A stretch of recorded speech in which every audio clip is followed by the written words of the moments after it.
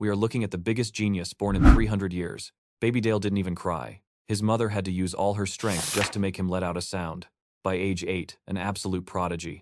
Spamming multiple elemental spells in combat was literally as easy as breathing. His potential was so insanely high that at just 10 years old, his own dad threw him straight onto the kingdom's front lines. With power like that, enemy forces were getting completely squashed like bugs. Crazy rumors were already spreading everywhere about this absolute battlefield terror. One day, a young noble girl from another kingdom named Charlotte Oralheart got dragged to House Saxon. That house is run by Duke Saxon, the absolute strongest necromancer, dark mage, and leader of the Black Tower. Showing up at that castle begging to be a servant, total humiliation for a girl so proud of her warrior noble blood. No way she was bowing to some kid. Absolutely furious, she challenged the boy to a duel. She wanted to prove her sword skills were totally superior. She carried the Divine Blade bloodline after all. Charlotte literally tried everything she could. But even with Dale holding back and only using a basic sword, she still couldn't beat him, and she was even spamming aura attacks. Defeated, she broke down crying, completely hopeless about avenging her fallen family. Dale then dropped some heavy words on her.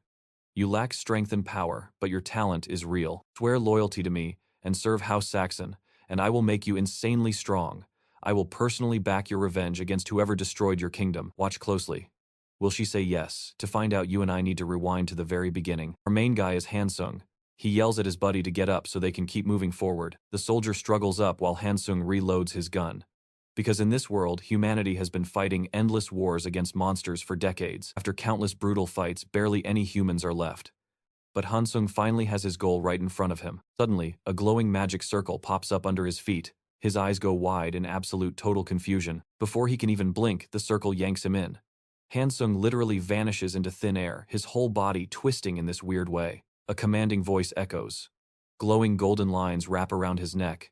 As his vision finally clears, the guy realizes he is completely trapped in some dark room surrounded by creepy hooded figures, just staring in dead silence. He looks down at his arms and spots these glowing magical shackles locking him down. An old guy steps up, pulls back his hood, and welcomes the hero from another world. The old dude casually admits it is sudden but says they need him to go defeat the Demon King and save their whole world. Freaking out, Hansung screams, asking where he is, yelling he should be back in Korea fighting. To shut him up, the old guy shoots a spell right at him. Hansung screams in absolute agony while the creepy dude explains the binding oath just activated.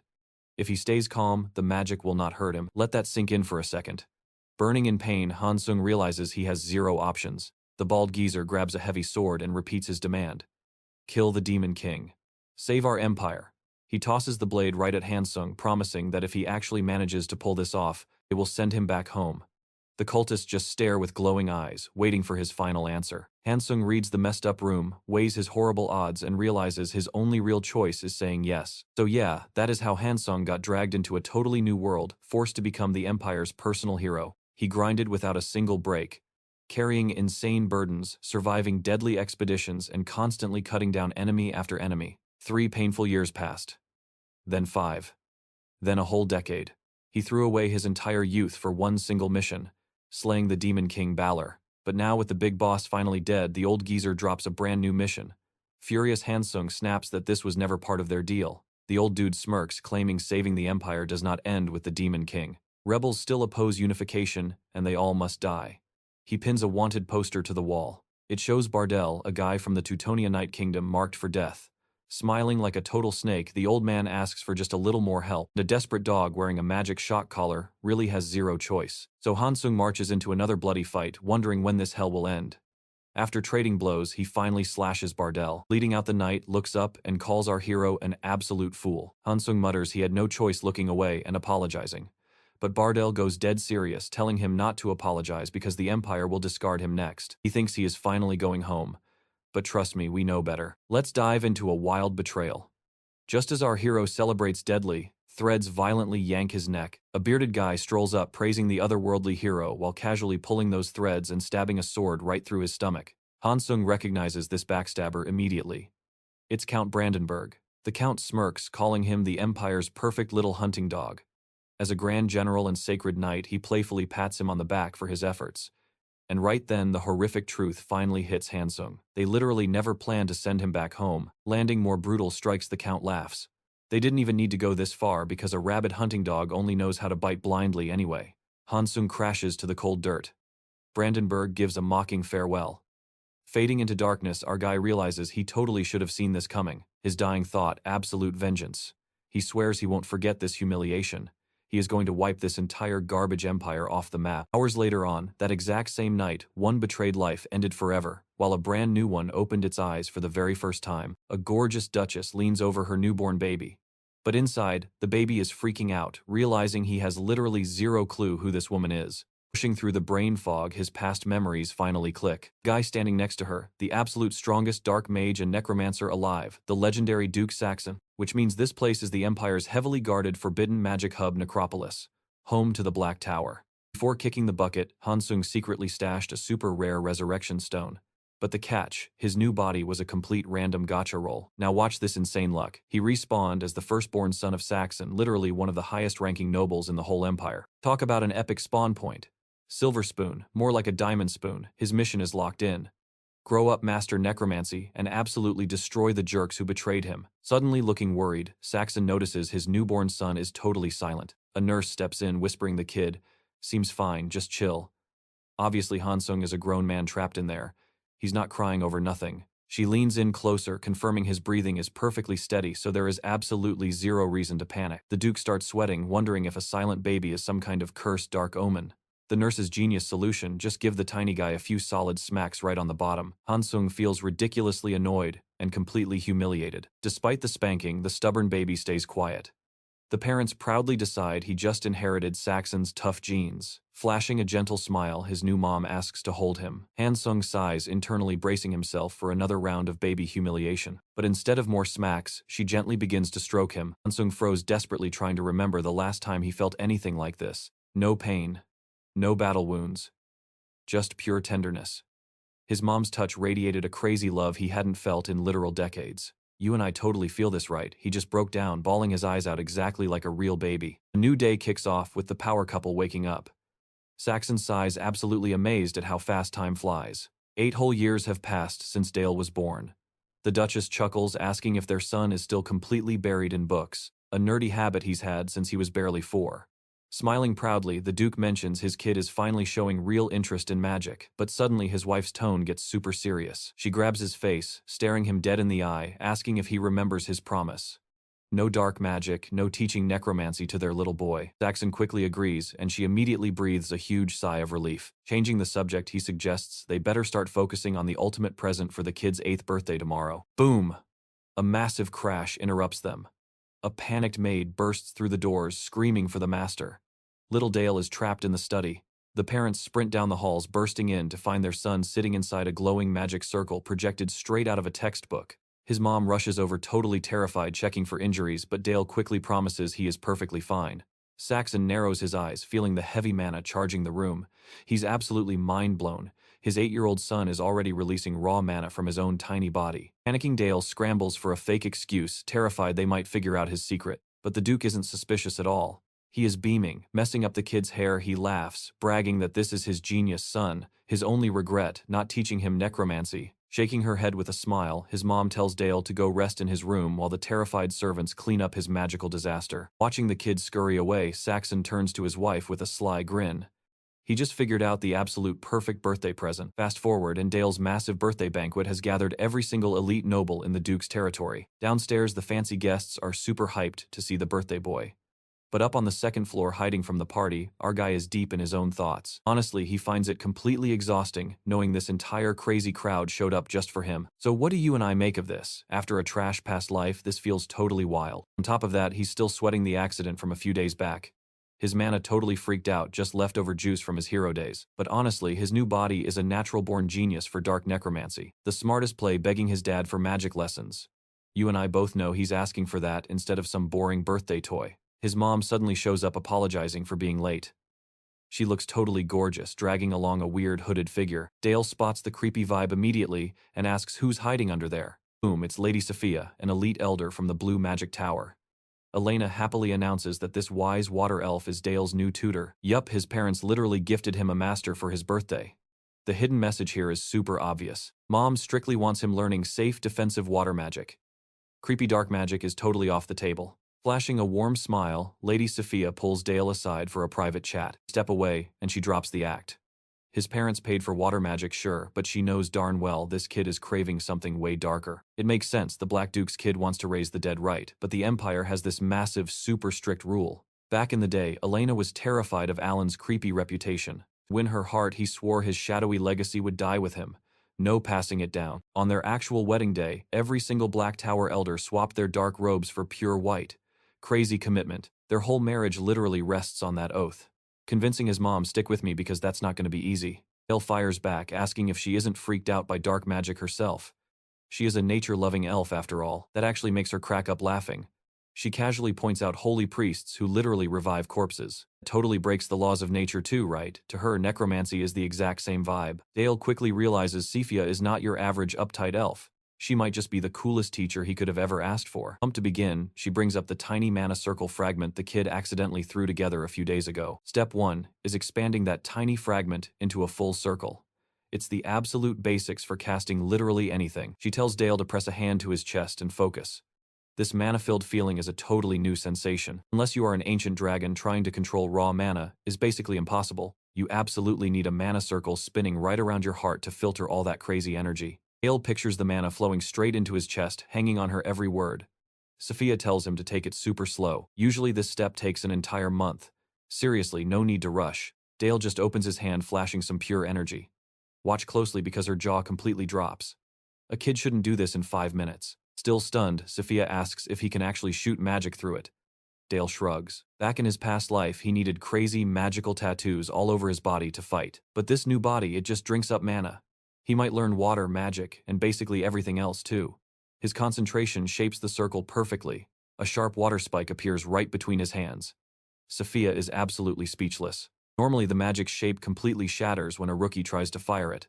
But the kid aims right at a tree and just blasts it. Boom, the trunk violently explodes. That hit was so brutally sharp it sliced right through solid wood. You don't expect that kind of insane sniper precision from an 8-year-old. Eyes wide as saucers, Sophia just stares. Dale shoots her a cute little smile while she's internally screaming, "What kind of monster is this kid?" She cannot stop staring at the ruined tree completely, mind blown by what she just saw. Sure, it was a basic spell, but the flawless way he pulled it off, far from basic. Meanwhile, Dale looks all nervous like he just broke a vase. Sophia quickly flashes a sweet smile to calm him down, but inside her head, total panic. Spin, speed, and pressure. The 3 golden rules of elite casting. For a tiny kid to nail all 3 perfectly on his first try, there is something seriously ridiculously special about this boy. Sophia plays it cool, waving it off like nothing happened. He finally gets why the dark mage dad was so bummed out. Fast forward, Sophia is chatting with Saxon and Alan. Saxon is super mad she's quitting and demands to know why. The elf lays it out calmly. The exact second this kid made his first circle, he fired off a flawless attack spell. No regular 8-year-old pulls that off. So what do you and I make of this? This boy's talent is absolute madness. Alright, stick with me. The Duke frowns. Even as a top magic elder, Sophia sips her tea and refuses to teach him. But wait, she actually wants to teach him way more. Completely confused, Alan asks why she is rejecting the offer. The elf bluntly drops a bombshell. The young master already chose what he wants to master, the dark magic of the legendary Black Archmage. She recognizes the book, totally aware of the heavy promise Saxon made his wife. Still, absolutely nobody has the right to step in and block the future of a kid with Dale's insane talent level. Meanwhile, right on the other side of the door, Dale is eavesdropping on everything. He misses a few details but knows they are talking about him. He had zero idea his first spell would shake Sophia up this much. Bottom line, he needs to hide his real power from now on. Suddenly, a voice calls his name, snapping him back to reality. Dale smiles before even turning around. It is Uncle Helmut, wondering exactly what his nephew is doing out here. Dale completely dodges the question and asks how he is doing. Helmut laughs, pulling him into a massive hug. He says he has been busy protecting the Duke, hunting down horrific monsters across the region. Dale excitedly asks about the dungeons, but his eyes hide deep worry. In this universe, dungeons and monsters are the ultimate nightmare for any territory. Ever since the Demon King's era, the total destruction has been absolutely off the charts, and it is up to the local knights to clear out the leftover dungeons. Now pay attention. The Saxon dukedom has it worst, and it is Dale's fault.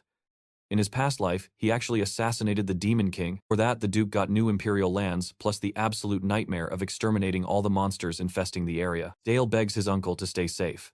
But the Duke interrupts, stepping in to praise Helmut for working incredibly hard on this latest mission. Then Elena shows up, totally shocked to see everyone gathered. Seeing Dale, she smiles big and congratulates her son for officially reaching the first magic circle tier. Alan praises him too, literally telling the boy he can have absolutely anything he wants. Dale rubs his chin, asking for necromancy. Big nope. What does a normal 8-year-old want? He panics and shouts that he wants a little sister. His parents totally freeze up. Helmut is dying of laughter while a soldier nervously whispers that the captain really should not be laughing right now. With his face completely locked, the Duke awkwardly says he will try to make that happen. Later in bed, Dale realizes he really needs to play the pure innocent kid role to match his tiny body. He is totally exhausted, probably just from the extreme strain of casting magic. He crashes hard, but the nightmares hit fast. Count Brandenburg appears. That cold voice sneers, saying it has been a while.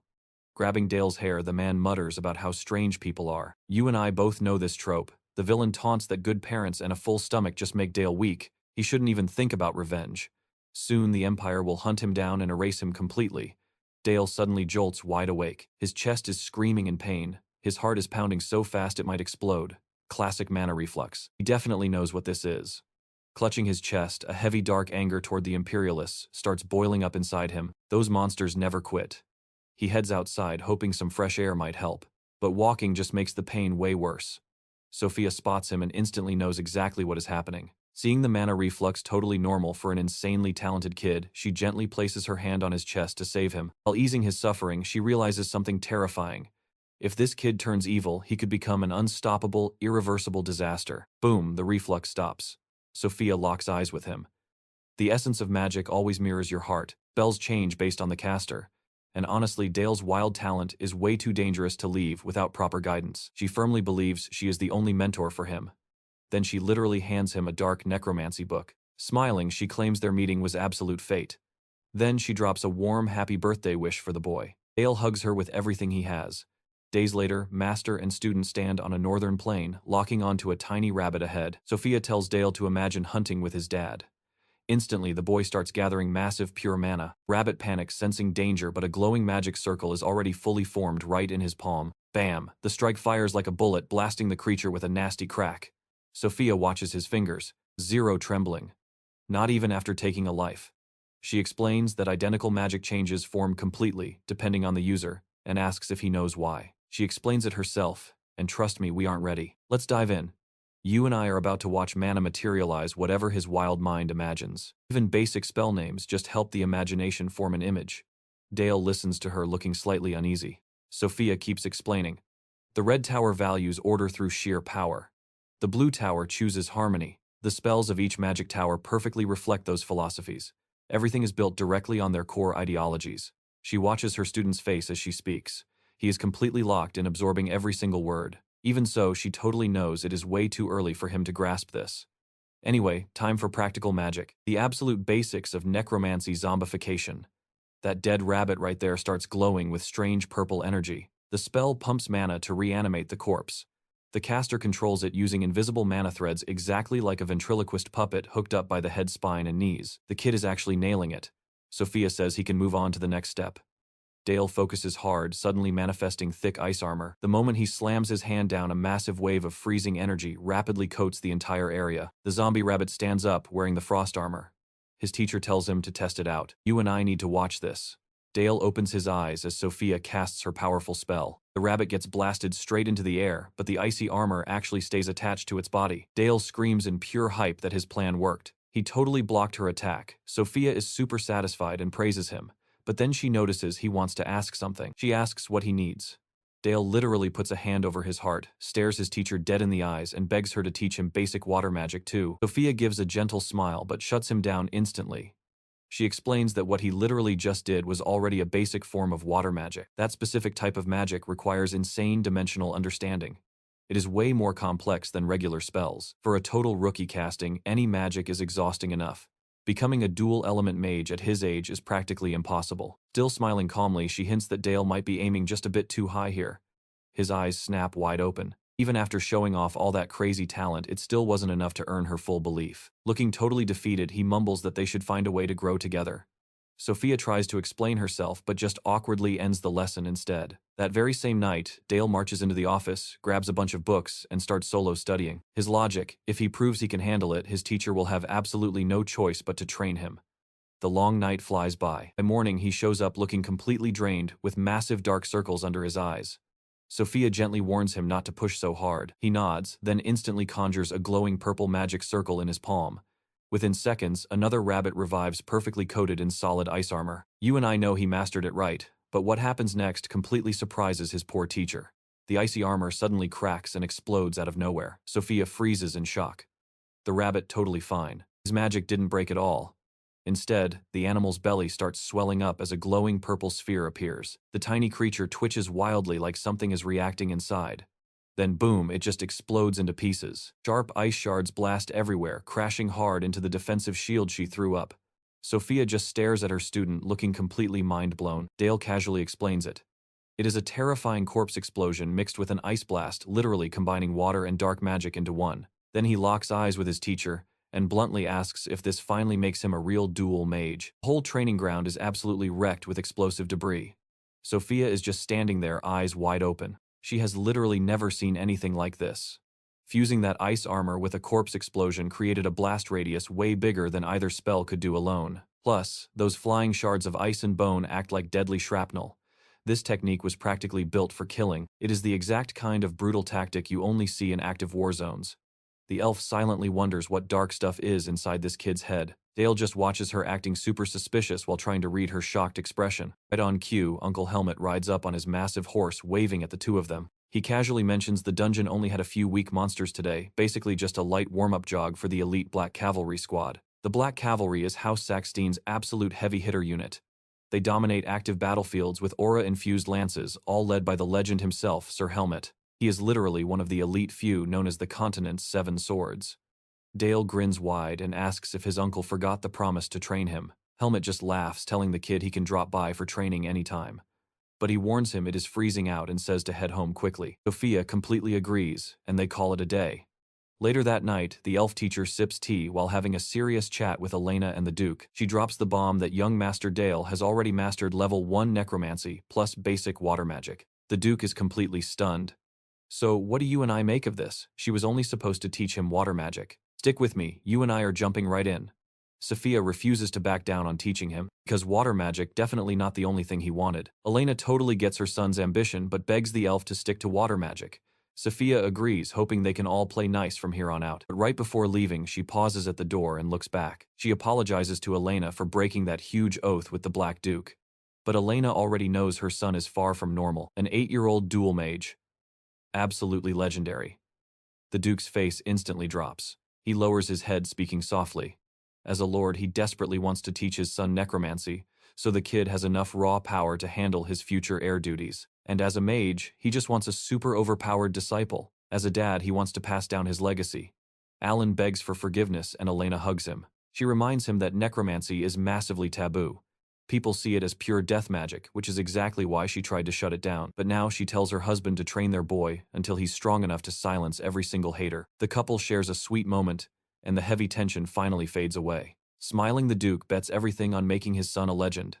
And boom, our main character's first official day of necromancy training kicks off. Standing right in front of his son, Duke Alan looks completely disappointed. He found out Dale was reanimating stuff blindly without even understanding the basics. The boy stays quiet, secretly thinking it was his teacher's fault anyway. Not like he had much choice in the matter. Now watch closely with me. Down in the basement workshop, Alan bans Dale from ever using mediocre necromancy again. Training officially starts with memorizing the bones and muscles of every living creature. Surrounded by a mountain of books, Dale grinds. Days later, it hits him. These dusty books hold advanced medical secrets only top doctors knew about in his past life. Once he memorizes everything, the Duke announces the real lesson. Dale's eyes shoot wide open. Right there on the table, a dead goblin. Seeing his shock, Alan smirks, claiming a real master can turn a basic soldier into an absolute nightmare of a death knight. He challenges the boy to control it. Dale reaches out, sweating bullets, way harder than a rabbit. A bipedal body needs a crazy amount of mana connections. He struggles just to move the goblin's hand. It feels like driving a super glitchy puppet. Even worse, he rushed rigor mortis for extra defense, and now the stiff body can barely budge an inch. Is totally stuck. Then his dad drops a heavy hand on his shoulder. He admits boosting defense through rigor mortis was smart, but points out it absolutely ruins the corpse's natural mobility. Eyes glowing, he tells Danail to watch.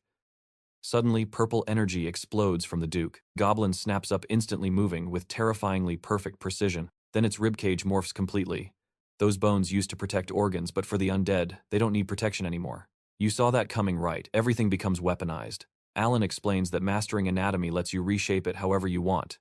Dale watches completely mind-blown. The Duke drops the spell. That's Dark Magic 101. Dale immediately asks his dad about the Black Tower's core philosophy. His sudden thirst for knowledge makes Alan grin.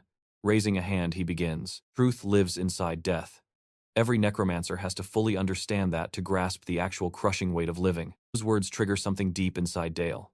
Flashbacks hit of his past life as a knight constantly taking lives. His bloody sword swinging in battle over and over, ending person after person. Every single strike packed with suffering.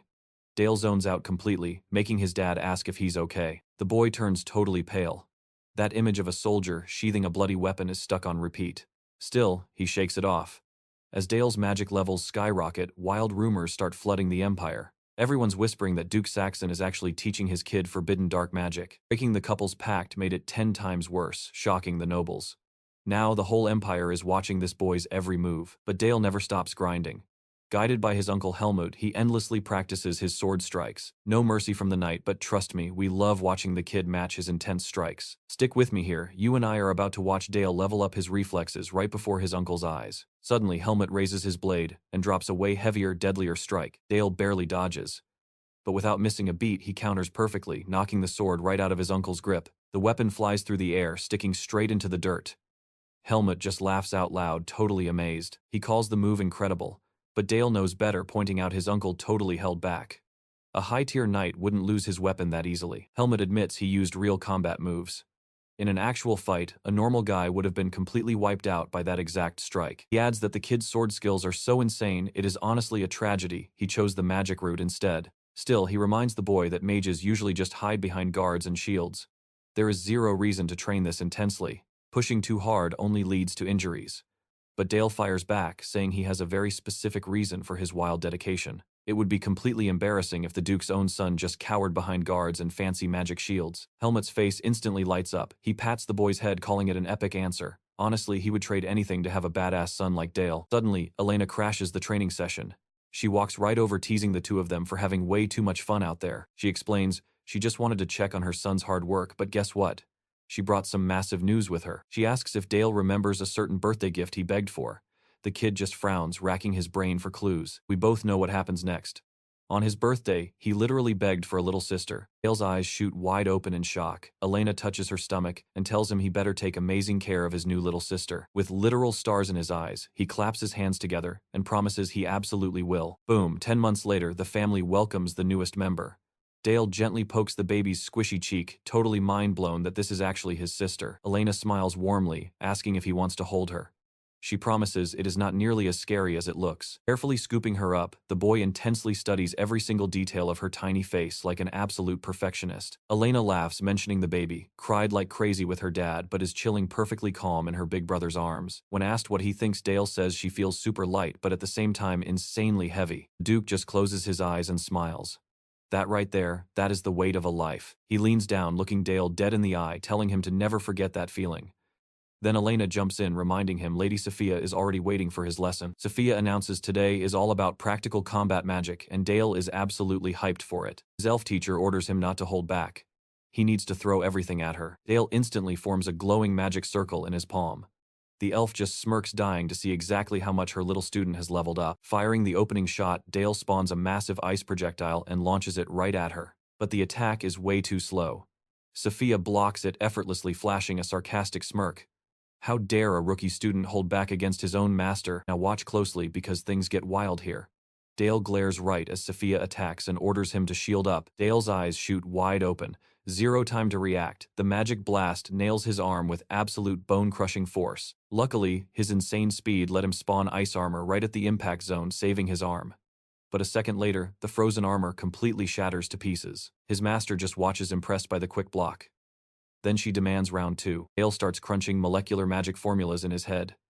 Instantly, a massive crystalline ice barrier erupts all around him. Sophia is genuinely stunned by the sheer size. He literally reinforced the ice on a molecular level, cranking up the density until it is tough as steel. The elf master steps up, placing her hand on the freezing wall.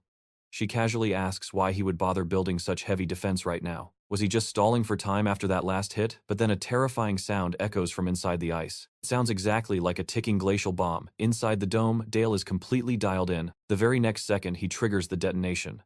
A blinding, intense light flashes deep inside the frozen structure. Sophia's eyes completely bug out.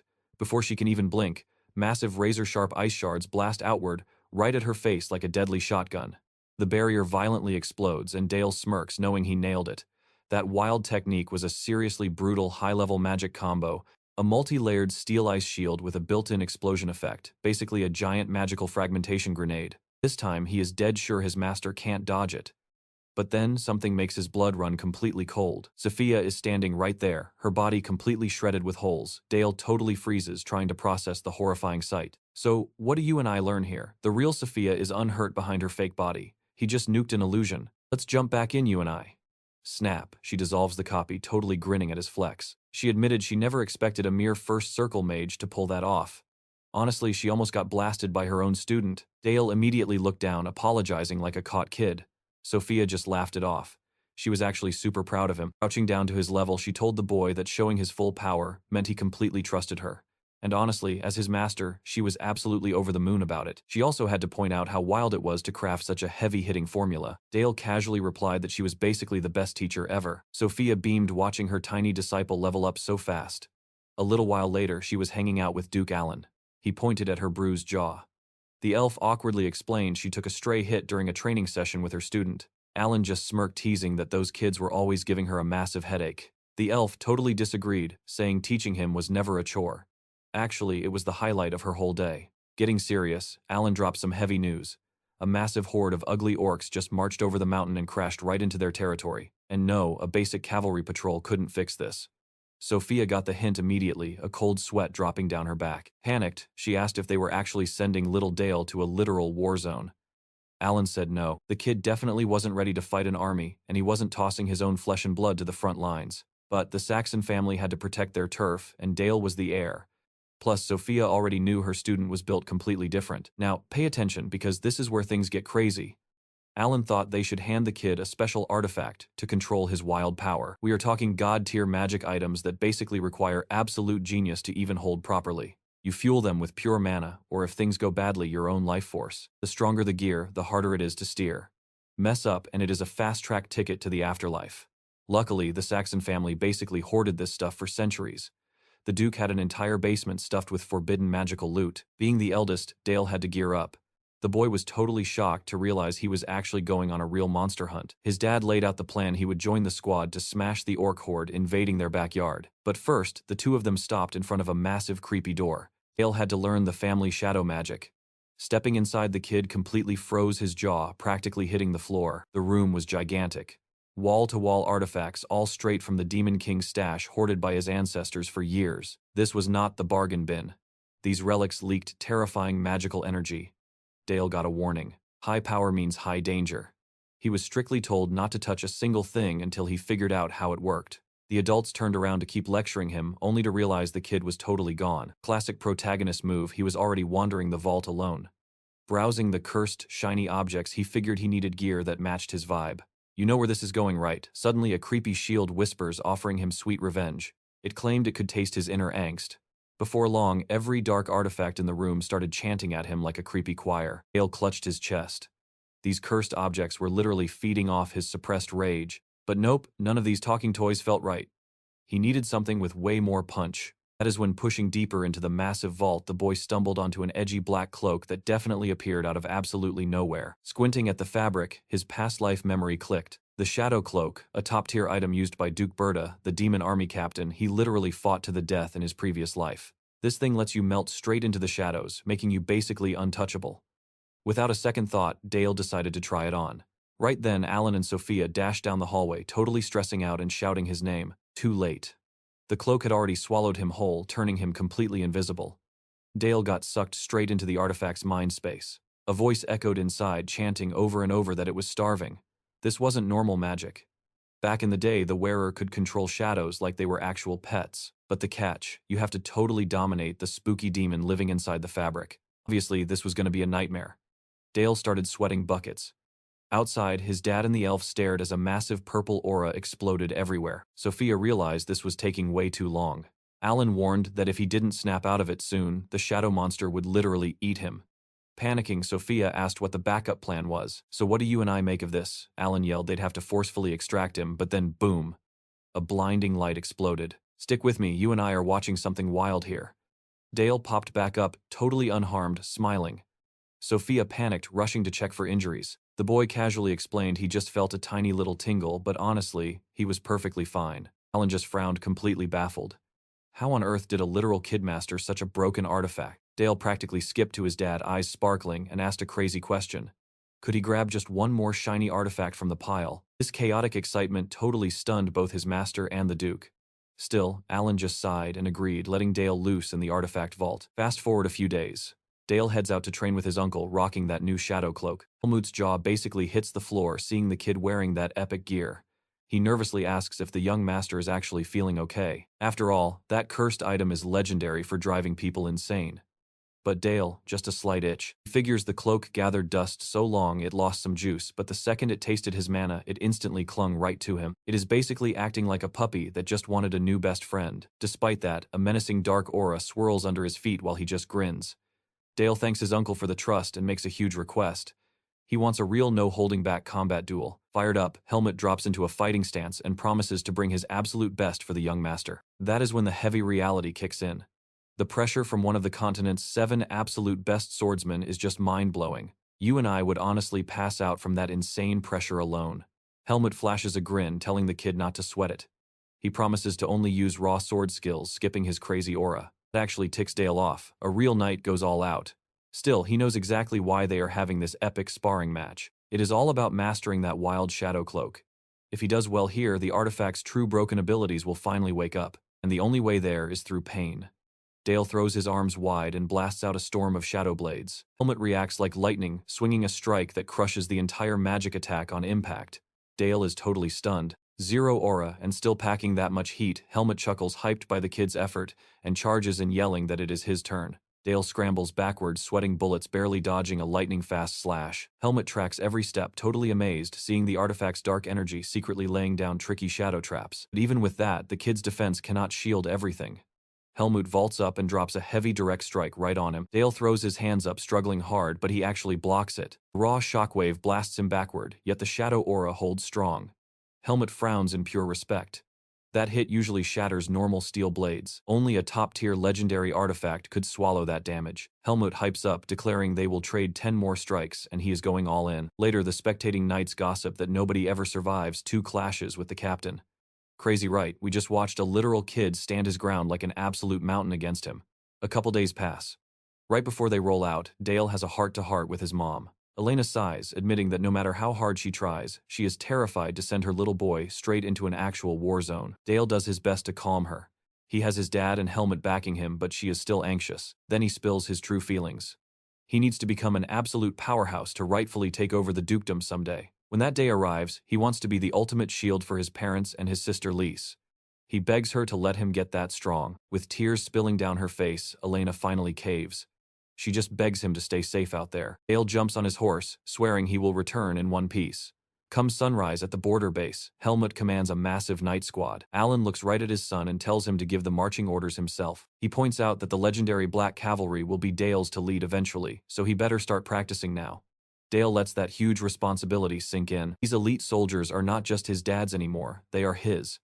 Raising a hand high, the kid boldly orders them out to fight proudly for House Saxon. The hyped knights raise their swords high, roaring back that they will follow the young master. Then the whole squad charges out at top speed toward the bloody battlefield. For this massive raid, they brought 250 heavy knights, plus the Winter Watchers, a super elite sniper squad up in the White Mountains.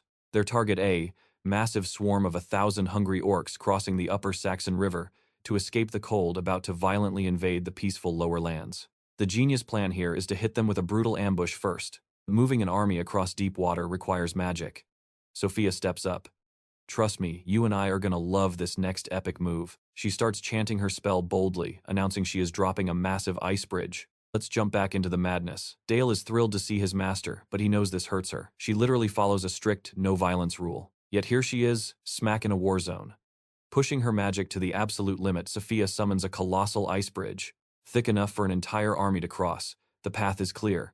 Our elf master cheers the Duke on, praying for their total victory. Alan gives his usual thanks. Dale shoots his master a warm smile and waves goodbye. Sophia just presses a hand to her chest. A weird heavy feeling hits her, watching her favorite student walk away. Cue the tears. She never thought she'd get a student who actually cared this much. Fast forward a bit, welcome to the temporary orc camp. The Winter Watcher's scout unit is already locked in for an ambush. Out of nowhere, flaming arrows light up the sky like fireworks, raining pure destruction down on the enemy. The orcs are completely caught with their pants down. Half of them drop before they even blink. The ground is just bodies. Right on cue, Helmut orders the top 3 cavalry battalions to charge. Knights blast forward in a wedge formation. Watching the madness, Helmut asks Dale for his expert review, but our boy is completely zoned out. He is running pure math, horse speed, armor weight, and the exact angle of the lance strike. It is a genius tactic. Break the enemy defense while staying a safe 3 to 4 meters away. Add Night Aura to the mix and it is instantly fatal. Dale bluntly calls it a totally one-sided massacre. Helmut nods. That is the legendary ducal cavalry for you. But he warns the kid, do not celebrate just yet. The real fight is just starting. The orcs instantly regroup, shoving forward with giant shields and nasty spears. Now watch closely because things get messy here. The ambush worked but did not finish the job. Time to retreat, reset, and strike again. A flare shoots into the sky. Retreat order. The knights pull back without hesitation. Horses sprint away from the front line. The orcs look confused for a second, but that quickly turns into pure raging anger. As a knight tries to bail, the orcs hurl their spears right at him. One scores a direct hit on his horse. The poor beast goes down hard, launching the knight into the dirt. Dale watches. Gulp.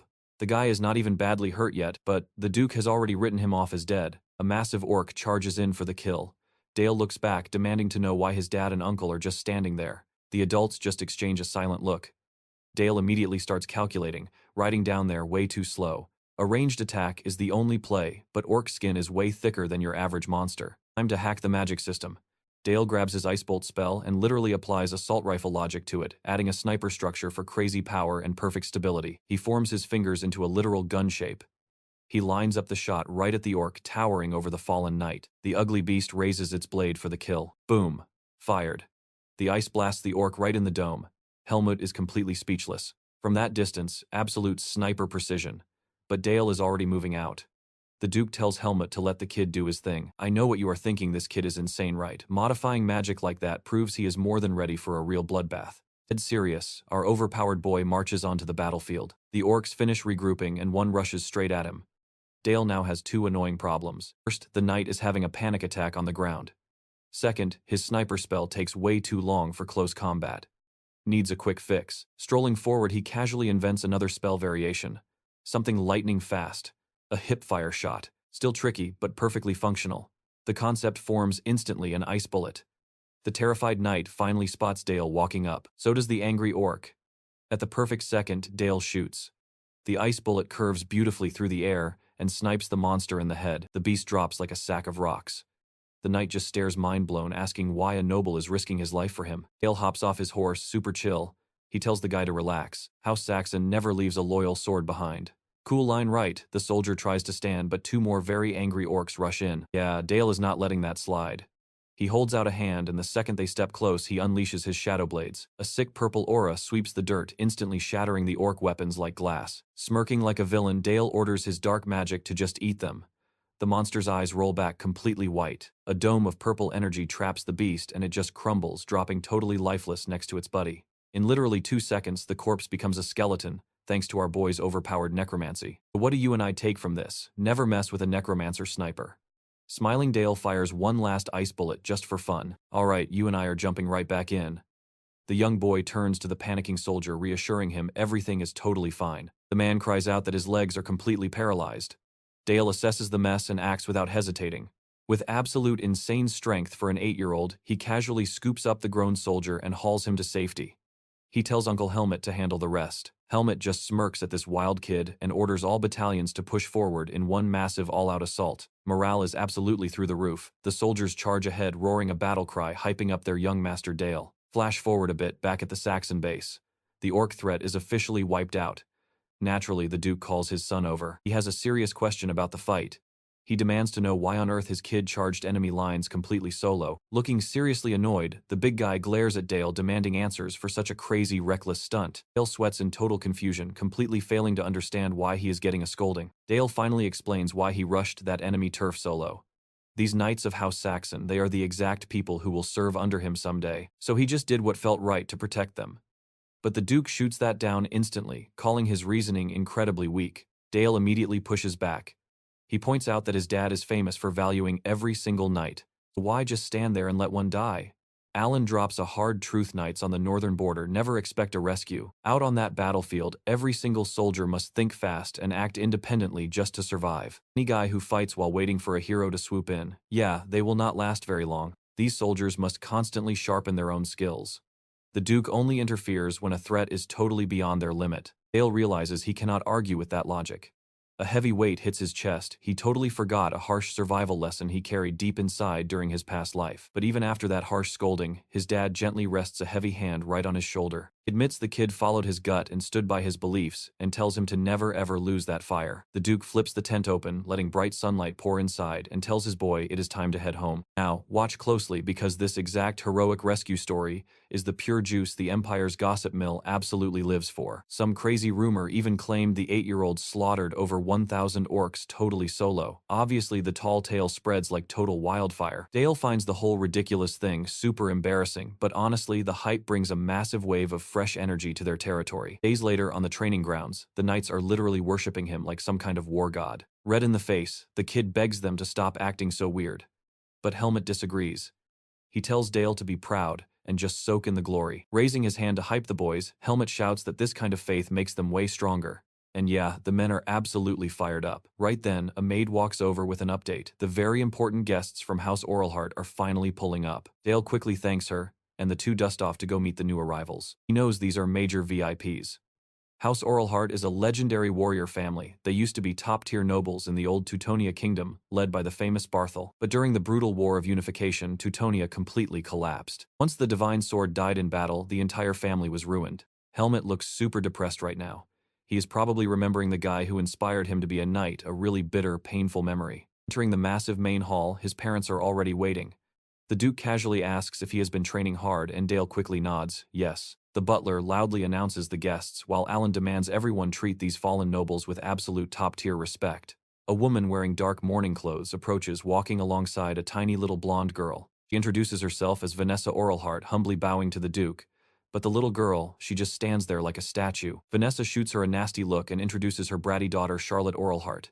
The kid is obviously hating every single second of this. You saw that attitude, right? Dale is totally stunned as Charlotte backtalks her own mom. The brat demands to know why her mom is bowing to these random people. Trying to keep the peace, the Duke gently says they must just be tired from traveling. He then politely asks Dale to take Lady Charlotte and give her a grand castle tour. Smiling like a perfect gentleman, Dale holds out his hand. But Charlotte just glares at him with ice-cold eyes and absolutely slaps his hand away. Dale is completely shocked, rubbing his stinging palm. Even the mighty Duke and Elena are totally caught off guard by the sheer disrespect. Charlotte quickly realizes she messed up and went way too far. But apologize, not a chance. Instead, she rudely scoffs that this fake politeness is just typical for uneducated imperial nobles.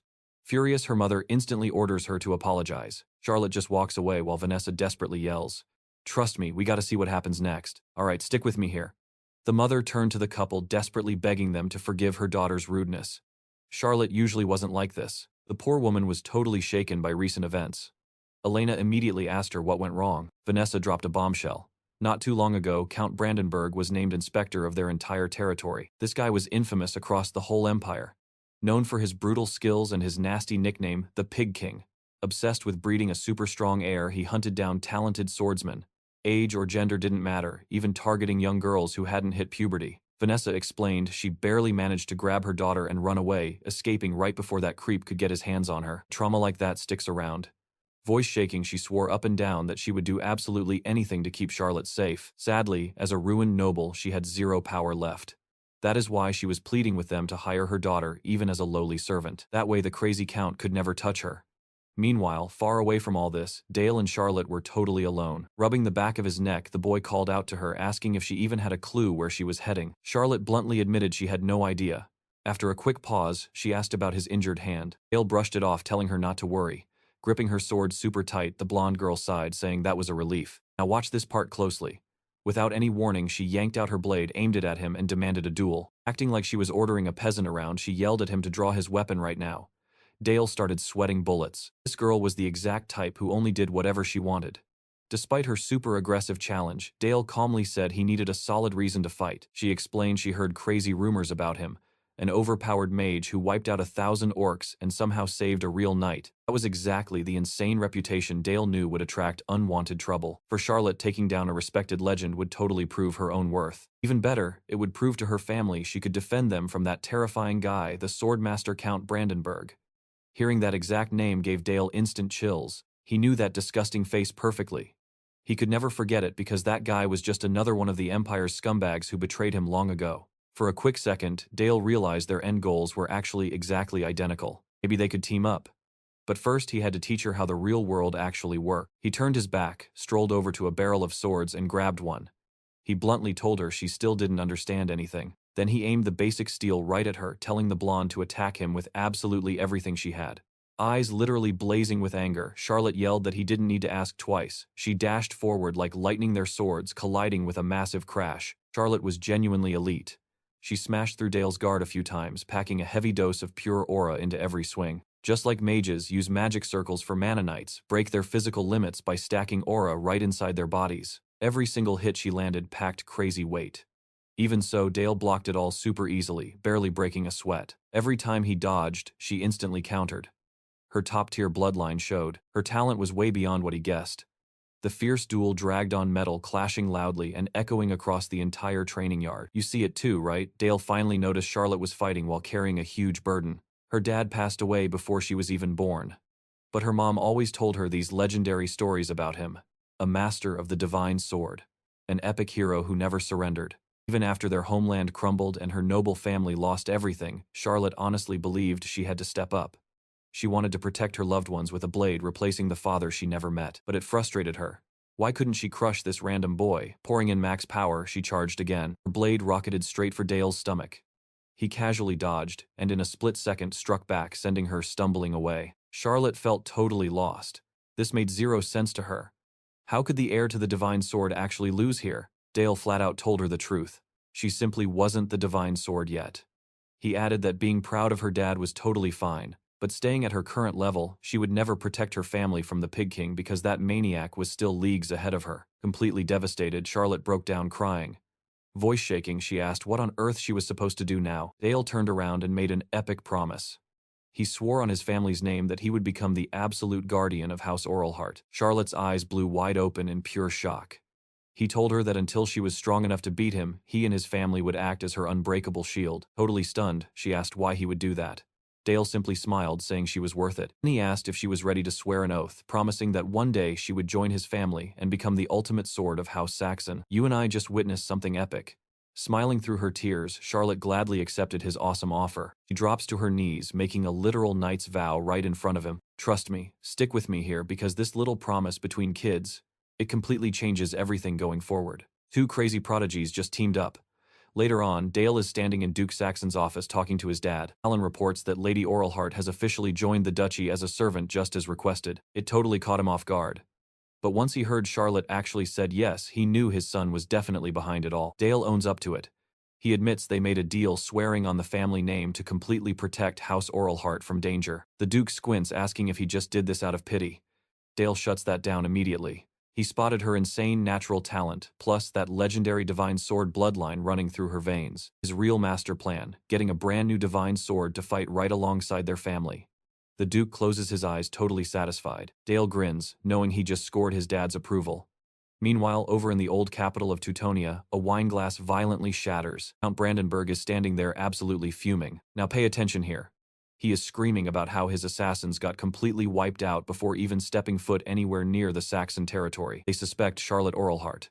The Count shuts his eyes, growing completely furious. He mutters that literally every single one of his guys is completely useless. Walking over to a sword on his wall, he slides his hand down the blade. A random battlefield memory suddenly flashes in his mind. Gliding his fingers over the cold steel, he literally whispers to the sword Durandal, asking for its opinion. This is not just some weapon to him. It is like his bride. He tells it to wait, promising to bring the perfect bloodline to wield it again. He glares back at the poor soldier and barks a new order. Call the Thieves Guild and send them to the duchy right now. Flashing an evil grin, he makes it crystal clear he will pay literally anything. He wants Charlotte back no matter the price tag. A whole week flies by since that childhood oath. Over those 7 days, Charlotte was slammed with hardcore lady-in-waiting training. Sparring with Dale is now a daily routine, always watched by Helmet. Dale takes his stance, smirking and totally ready. Charlotte preps too, looking way more tense. Helmet shuts his eyes, then gives the green light. Their blades clash instantly. Dale is casually dodging every single strike, holding the upper hand. But Charlotte refuses to quit, and he totally notices her massive improvement. She is actually blocking his attacks now. Helmet stands off to the side, watching with pure pride. You saw that too, right? They are literally fighting at the level of real seasoned knights. Something still creeps him out. The crazy killing intent and ridiculous speed pouring off both kids. Mid-fight, Dale whips around and uses his cape to block a heavy swing. Charlotte spots an opening, lunging in for the finishing thrust, but Helmet steps in, stopping the match. He praises her, but she literally does not care at all. Skip the fake praise, she says. What is she missing? Helmet asks if she knows the main principle behind wielding a rapier. She quickly answers that it is thrusting. He immediately disagrees. Footwork, positioning, and movement are everything. Dale steps up to demonstrate exactly how it works. Closing the gap, he dodges every thrust perfectly. Right then, Charlotte should have jumped back, made some space, and hunted for a new opening. Her stance and footwork are still super uneven and sloppy. 0 real teachers before her basics need a total reboot. The harsh criticism definitely stings her. Seeing her pout, Dale ruffles her hair, saying he was just teasing. She is pretty cute, honestly. The tension finally drops. Now, building a mana circle is usually super slow. You have to feel the energy flow around your heart, waiting for a stable path. Literally takes decades. Sia asks Dale if he actually finished his second circle yet. He confirms it. Mana speed is measured in RPM. First circle mages usually hit around 300 rotations per minute. Dale is blasting way past that number, meaning he is already primed to hit the 3rd circle tier. Instead, he decides to polish his current skills. He tweaks his ice bullet spell, locking down the molecular bonds to make it way heavier and harder. Aiming at a solid tree trunk, he focuses all his energy and just fires. The bullet flies forward, piercing the wood with 0 effort. What do you and I make of this? Creating armor-piercing rounds is just too easy for him. Sia smiles, incredibly proud. Dale gives all the credit right back to his teacher, swearing he will always be grateful. Alright, stick with me here. From that midnight rescue to everything with Charlotte, this elf completely trusts our boy now. Sophia, his talent is honestly terrifying. But she is so proud of her apprentice that she pulls him into a massive hug, leaving our guy totally flustered. Later, hanging out in the castle garden at sunset, Dale is still blushing over that hug. Maybe she just sees him as a little kid. Honestly, he decides to drop it. Time to focus on training. Looking dead serious, he raises an ice wall, extending his hands to pump energy into it. This time, he tries something new. An ice bullet shaped like a spreadshot cartridge. Bam! Multiple tiny ice spikes launch at once, perfectly hitting the barrier. A few ricochet and Dale instantly throws up a shield to block them. Checking out the damage, he thinks about the next upgrade. Maybe adding an explosive fragmentation effect. Suddenly, a voice interrupts his thoughts. It is Charlotte, totally surprised to see him training. She mentions she was practicing Helmet's footwork. Dale smirks and says it looks like she is actually having fun learning. She smiles and nods, but then gets super awkward. She nervously apologizes, admitting she used to be super rude to him. She slips up and uses his actual name, quickly correcting herself to young master. Dale just closes his eyes and nods. Yeah, she was definitely a brat. But he flashes a smile and says it is cool. He will make a special exception just for her. Charlotte gasps, asking if he is serious. He nods, telling her to drop the formalities. The two chill by a tree, just chatting. Charlotte mentions she really loves the cold weather. Even during night training, the temperature drops and makes everything feel so much fresher. Dale completely agrees, watching her smile. It is nice finally finding someone who actually shares his exact same tastes. For a second, his heart skips a beat. But guess what? They are being watched from afar. Elena smirks, telling her husband their son has officially hit the flirting phase. Dad just wonders if they make a good couple. She says only time will tell. But as a mom, it is her job to help him be honest with his own feelings. Fast forward a bit, out on the edge of the duchy, Elena chats with a baker. She kindly tells the old guy to take care of himself. The slums are packed with beggars, so the Duchess comes here to do charity work, handing out warm food and basic survival supplies. This year, Charlotte and Dale tagged along. While walking, a crying kid in rags runs straight up to Charlotte, begging for help. His mom is in danger. Dale immediately gets suspicious. Now, watch closely, this is where it gets sketchy. The kid ignores the adults, plus Dale spots a hooded guy on the roof. He realizes it is a setup. Thieves probably sent by that jerk. Saxon and Charlotte is clearly their main target right now. The little kid tells them to wait right there and promises to bring his mom. Yeah, right. Armed thugs show up instead. The leader laughs, saying he never expected such fancy nobles in a dump like this. He points out that they only want the maid, and tells the little young master to just walk away right now. Flashing his knife, he warns Dale that playing the hero is a quick way to get sliced up. Dale just smirks. He boldly declares he swore to protect his friend from trash exactly like them. The bandit just cracks up, mocking the kid's adorable little attempt at playing noble knight. He should really check his surroundings. The other thugs start closing in. The boss says Dale needs a brutal reality check. Panicking Charlotte tells him she left her sword back at the castle. I know what you are thinking, but Dale just calmly says, relax. It is the perfect time to test his new shadow mantle. The bandits charge in, but Dale stands his ground, completely unfazed. A creepy purple aura explodes from his body, creating a heavy wind that freaks them out. The boss screams to fall back. He senses the insane danger way before his crew. The pressure blows them away, but one unlucky thug gets totally swallowed by it. The shadow mantle literally infects the guy like a dark parasite, instantly turning him into a mind-controlled undead puppet for our boy. The bandit leader is absolutely speechless. His possessed buddy turns into a literal monster, with claws ripping out of his skin, chanting over and over that he is starving. Completely freaking out, the boss orders everyone to kill the mutant creature. This green-haired thug screams he does not care who the kid is anymore. If they mess up now, they are all dead. The green-haired bandit rushes him, throwing daggers everywhere. Trust me, you will want to see what happens next. Let's jump in. Dale easily blocks the hit using his black aura. The bandit doesn't even hesitate, lunging right at the kid for a direct hit. But Dale completely ready. He fires a brutal blast using his double-barrel 12-gauge skill. The direct hit sends the enemy completely flying through the air. Charlotte watches everything completely shocked. Meanwhile, Dale's summoned undead are busy tearing through the rest of the henchmen. The badly bleeding leader screams that it is not overcharging straight at our boy. Big mistake. He crashes right into Dale's prepared magic circle. Meanwhile, the undead keeps creeping everyone out, muttering about being so hungry while crushing the last bandit. Fight over. Dale casually strolls up to Charlotte and asks if she is doing okay. Last surviving bandit watches this literal horror movie play out and just starts screaming his lungs out. Before the guy can run, Dale snipes his leg with an ice bullet. Then he cancels the magic, finally putting down his twitchy undead summon. Cornered and terrified, the thief begs for his life, promising to spill every single secret. He swears he will reveal whatever they want. But before he can speak another word, bang, a bullet hits him right in the forehead. Dale coldly mutters he does not care to hear anything anyway.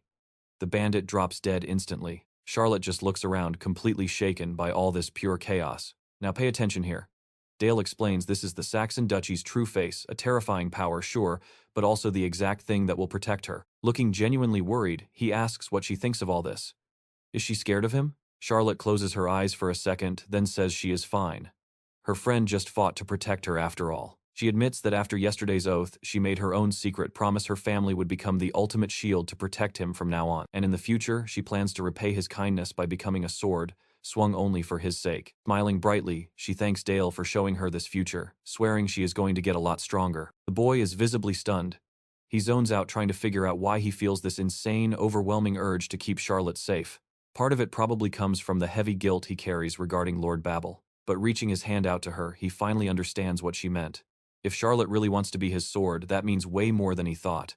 Their hands meet, sparking a bond that can never ever be broken. Meanwhile, over in Count Brandenburg's territory, the man is frozen at his desk, sweating bullets, hands shaking. He is holding a letter. The sender admits the trip will be tough, but insists he must visit the Duke of Saxon's castle anyway. The note basically says to appreciate the sincerity of the invite, and definitely do not dare refuse. I know what you're thinking, he can just say no, right, wrong. The Black Duke blames him for the incident. Even the legendary sword saint cannot refuse. A few days later, Brandenburg stands nervously before the Duke inside Saxon Castle. Alan casually mentions that the trip must have been brutal. He says he did not expect him so quickly, apologizing if the welcome feels a bit underwhelming. Looking super tense, Brandenburg places a hand on his heart. Nothing is more urgent than his grace's call, he claims. His eyes then shift to the two kids, as some seriously dark thoughts cross his mind. He brings up the Empire's massive concern over the recent territory unrest. A broad daylight kidnapping, yeah, that definitely draws some unwanted attention. He awkwardly admits he can guess exactly why he was summoned here. He plays dumb.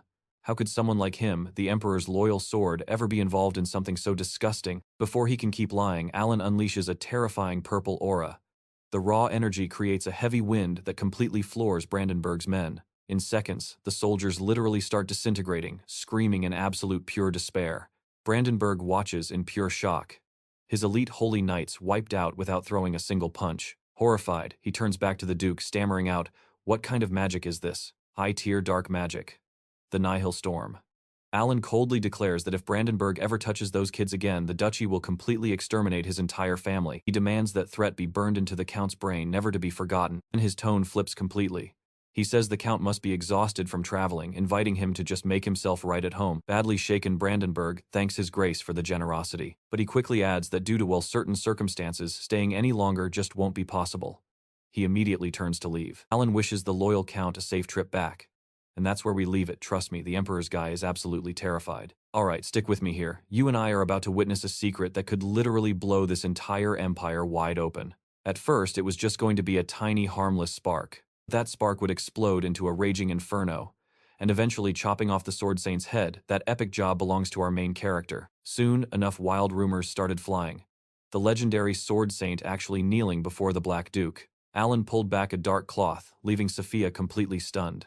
Lying right there were the mutilated guild members, the exact same bandits who tried to jump Dale earlier. Poor teacher needed a solid minute to process that her own student did this to them. Absolute carnage. Crushed bones, missing organs, and practically turned into human Swiss cheese. For the very first time, Sophia seriously started doubting if her teaching methods were actually right, but Alan made it totally clear. She was absolutely crucial for keeping Dale's insane talent in check, officially offering her the chief advisor position. The elf just lowered her head. She knew exactly what this heavy political invitation actually meant. This wasn't just a basic tutoring gig anymore. She was officially joining the Saxon family. Even with his dad around raising, this kid was way too much for one person. A powerful elf changed the game. Taking a breath, Sophia firmly accepted. She completely understood the stakes. And knowing this kid, she already figured this would be the most ridiculous, stressful job of her entire immortal life. Time flew by, and boom, Dale's 10th birthday finally rolled around. This time, big shots from the Emperor's faction actually crashed the massive banquet. The absolute VIP of the night was Marquis Ulysses. Famous guy. Red hair, wearing one of those perfectly fake gentle smiles. He walked over looking super friendly, calling it an honor to meet young Master Dale. Even before introductions, the guests were totally blown away by the massive feast. People were whispering amazed. They were sitting at such an insane spread way out here in the freezing north. One noble even laughed, feeling pretty stupid for worrying about the duchy being so far from the capital. These capital nobles were basically the Emperor's top dogs, packing some seriously heavy political muscle. Watch closely, you and I both know their imperial presence here was absolutely no coincidence. The imperial family was sending a massive message. They were completely fuming over the Sword Saint's humiliation. And their main messenger, yep, that smiling guy who just gave Dale a perfectly calculated, completely fake bow. Ulysses ran the Red Magic Tower. They were absolute fanatics, obsessed with fire, pure rage, and dominating through raw power. To these mages, strength was absolutely everything. They had zero issues playing the villain if it meant climbing the ladder. Dale had actually dealt with their annoying little games before. Ulysses started hyping him up. Said he heard the crazy rumors how Dale absolutely wiped out a massive orc horde just to save a knight. And at only 9, pure madness. He claimed it was exactly what you'd expect from the mighty Duke's very own flesh and blood. Dale just gave a basic polite bow, thanked the guy, and wished him a pleasant stay. Walking down the quiet halls later, Dale sighed. Getting kissed up to every single year was totally exhausting. Honestly, he'd rather be sweating it out training with Charlotte, but on paper, she was just his mom's personal maid. If anyone found out, the sword god's own daughter was swinging a blade, major political disaster waiting to happen. You and I both know peaceful anime moments never last right. Right on cue, a desperate cry snapped his thoughts. Some gruff guy was violently silencing a terrified servant. Dale sprinted toward the noise. A poor maid was collapsed on the floor, begging and swearing she belonged to House Saxon. Looming over her, a bulky, red-haired trash mob. He glared down, spitting that a filthy servant shouldn't even dare speak the duchy's name. With everyone distracted by the huge birthday bash, this creep decided it was the perfect time to have some sick fun of his own. He backed her into a corner, barking absolute garbage orders. Dale stepped right in, coldly demanding to know what was happening. The guy panicked, recognizing the young lord. He started stammering out pathetic excuses, but Dale wasn't having any of it. Then Petro flashed this deeply disgusting grin. He actually asked if Dale had ever been with a woman, offering to personally teach the 10-year-old kid a lesson he would allegedly enjoy. Dale instantly ran out of patience. A bright magic circle flared up in his tiny hand as he flat-out stated he was saving her. Petro completely miscalculated. He honestly thought that in this strict hierarchy, a little kid wouldn't dare attack an official imperial guest. Wrong move, buddy. A razor-sharp shard of ice instantly ripped right past the guy's face. Totally terrified, Petro crashed to the floor. He was literal inches away from a very early grave. So what do you and I take from this? Dale knew attacking an imperial guest meant massive consequences, but he honestly did not care at all. Stick with me here. Face bruised, Petro furiously demands answers. Dale snaps right back, ordering this clown to his knees to apologize to Miss Eve. Like she said, she belongs to the mighty House Saxon. Petro barks back that he represents the emperor himself, insulting a royal envoy over some lowly servant. To him, that is an absolutely unforgivable crime, but Dale fires back instantly. Is it normal emperor behavior to go around harassing other people's maids? Sputtering with absolute rage, Petro violently points at our boy. But before things get totally out of hand, backup arrives. Completely ignoring them, Dale warns this is his final time, asking Petro to kneel. Ulyss just smiles, weirdly whispering to the Duke about this crazy spectacle. Alan suddenly steps in, demanding to know what all this trouble is about. Dale casually explains that this jerk tried harassing their family maid. The Duke asks if such trivial drama justifies disrespecting Lord Petro. Petro tries standing up, but Dale cuts him off. He never gave permission to rise. Our young MC declares that capital nobles carry the heavy duty of acting directly in the Emperor's name. By harassing a maid, this guy completely trashed that name. Dale will not tolerate it. Ulyss interrupts, totally praising the young master's brainpower. Calling his logic totally flawless, he agrees that an emperor's representative should never commit such shameful acts. Now, watch this closely. Gathering magic in his palm, he whispers Tara. He glares at Petro, declaring this worm completely deserves to die. Desperate, Petro tries running away with whatever pathetic speed he has left. Totally useless. Flames are already consuming him. A massive fire burst hits head on, bringing absolutely insane, unbearable pain. While Petro gets totally vaporized, Ulyss claims it is his duty to punish anyone insulting the crown. Then he adds his expectations for Dale are very high. Dale hears that and instantly knows it definitely is not a friendly compliment. Following all that crazy drama, the Emperor's men finally leave. Peace returns. A little bit later, a cute maid wakes Master Dale. He steps up, whispering it is time to wake. Dale says thanks, but notices this quiet sadness on her face. Got something else to say. She hesitates for a solid second before awkwardly saying it is an honor serving him. Dale finds it totally weird. She hesitated on something so simple. But hey, he needs to get used to this. He thanks her again, brushing it off like nothing special. Still, he totally knows who he is.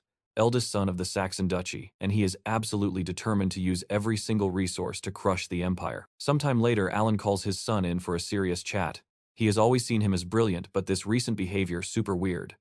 Playing it cautious, Dale asks what he means. Dale drops his logic. If that otherworldly hero had survived fighting Sword Lord Bartel, the Empire's next target would absolutely be their Saxon territory. Alan calls this a wild claim, asking where his son gets all that certainty. We both know Dale cannot reveal the real truth. That in his past life, he literally saw the Empire target House Saxon. The hero's crazy power was tossed away because they feared losing control, so he just spins a really solid excuse instead. Last year, when the hero crushed the Demon King, the Empire left the darkness untouched. Instead, they ordered it cultivated as imperial land, forcing House Saxon to burn their own funds.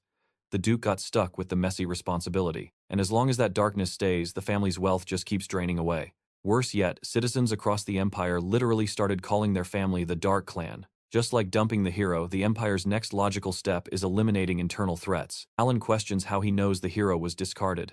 Dale claims it is just pure deduction from old records. Officially, the hero died an honorable death fighting Lord Bartel. But the true story, barely anyone knows it, which seriously impresses the Duke. Dale concludes that if he is right, imperial justice is just fancy oppression and raw violence against weaker lands. Alan has to admit his kid carries wisdom way beyond his years, so he asks what path House Saxon should take. Dale answers instantly. Coexisting with the Empire, zero chance. Their only option is destroying it. Alan is literally stunned, silent. He just gasps his son's name, asking if Dale understands the weight of his words. Trust me, you will want to see what happens next. Alright, stick with me. Dale isn't planning some crazy instant rebellion with a huge army. He is playing the long game 10 years out. Rebel forces are already seeking independence. Leaders stabbed in the back by the Empire, just like Duke Saxon. Economy crashing. Bandits everywhere. Even with a supposedly united continent, the post-war fallout is just getting worse and worse. House Saxon has to get strong, defend their turf, and quietly back other resistance groups. Dale spills the whole master plan, talking non-stop until the sun completely sets. He finally stops and asks for his dad's take. The Duke smiles, then totally cracks up. Alan says his kid is an absolute prodigy, seeing miles past his own vision. He is straight up honored to call this genius his son, and from this exact second, Dale isn't just the firstborn anymore. He's definitely not treated like a 10-year-old. He gets full respect, now the kind owed to the absolute future boss of House Saxon. Alan treats him like a total equal now. He drops the formalities and asks what's Dale's first call for the family. Now watch this part with me. Dale actually asks to join the crazy Necropolis Tower trial. These aren't basic tests. It's a brutal duel system, ranking mages against crazy tower guardians. Beat the high-level guardians, become an elder. Reach the top, you're the master. Alan frowns. He warns him this trial is ridiculously deadly. He is terrified for his kid, plus it's early. Dale isn't even a third circle mage yet, but the kid just smirks, he'll get there soon. Duke drops reality, hitting the third circle usually takes 20 years of age. Even for a second circle prodigy, it's a massive crazy hurdle to jump. Dale just stares right back. He says this is the ultimate move for House Saxon.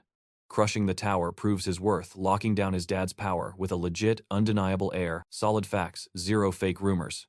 Alan asks him, is that really the only big reason? Dale nods. The Duke smiles faintly, finally getting it. Dale swears he will prove his power. Boom.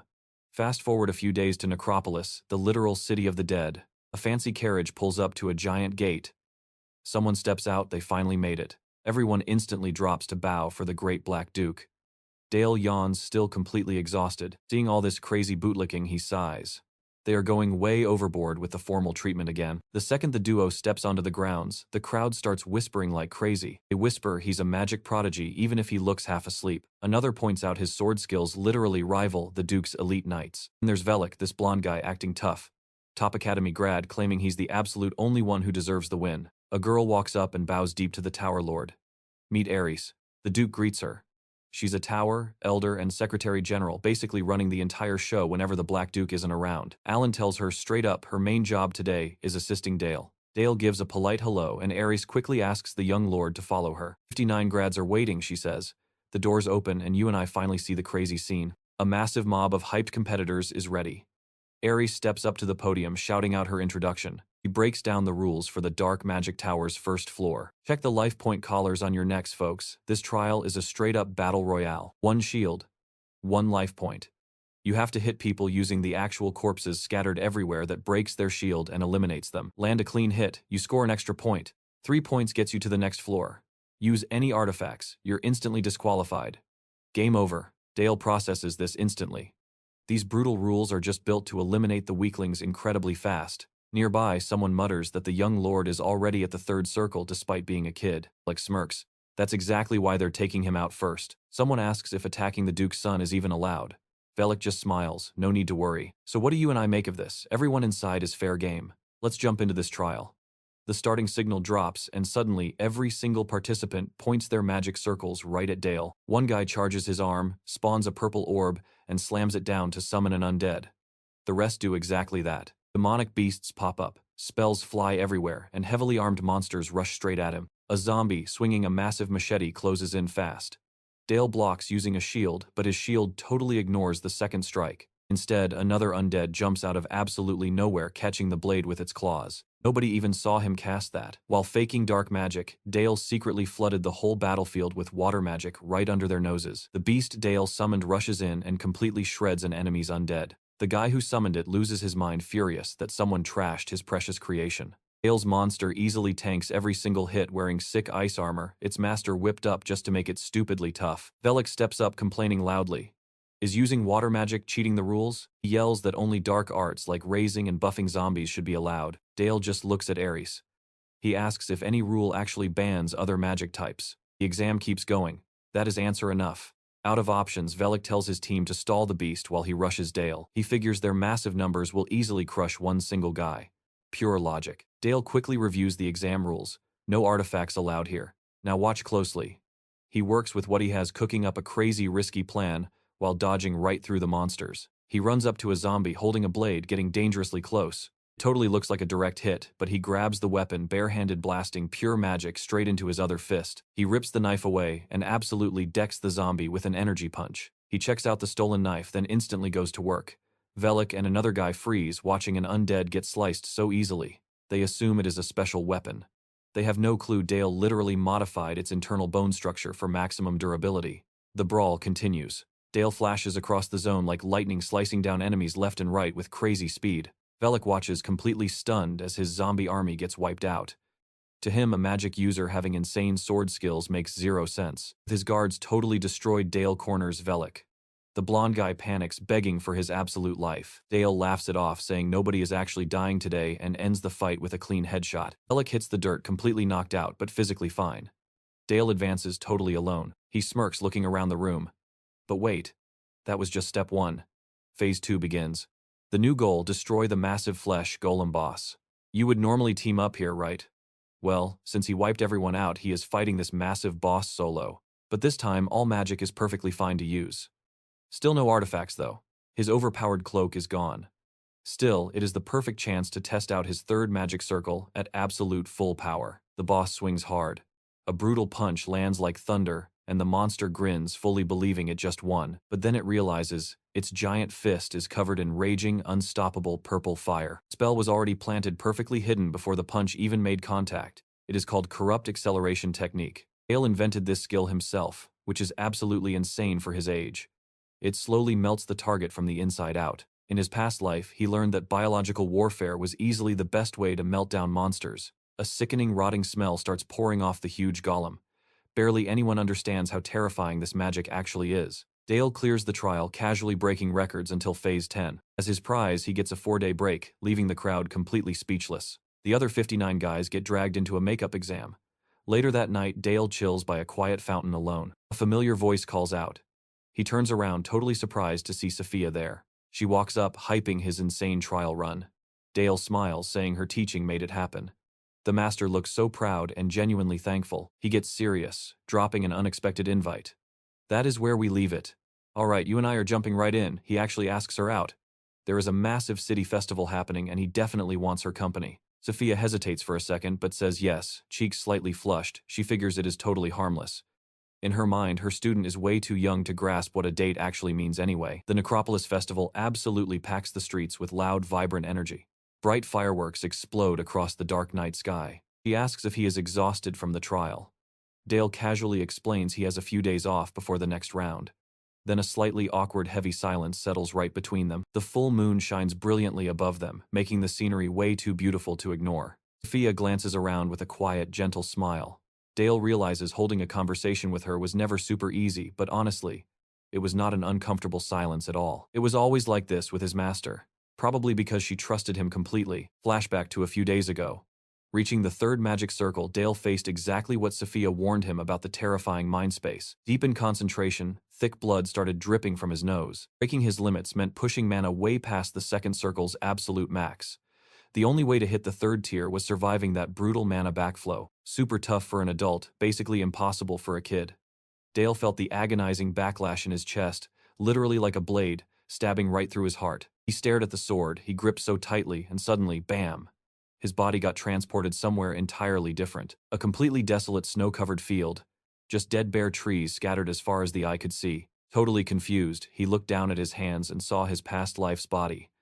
Welcome to his own inner mind space. This inner world was totally shattered. Split right down the middle, torn between who he is now and his past self. Absolute nothingness. Just an endless, chilling void. And out there in the dark, his master's hand was the only lifeline he could actually grab hold of. Maybe that is why he desperately wanted her in his world. Snapping back to the present, Dale gathers all his courage and blurts it out. He tells Master Sophia he completely loves her.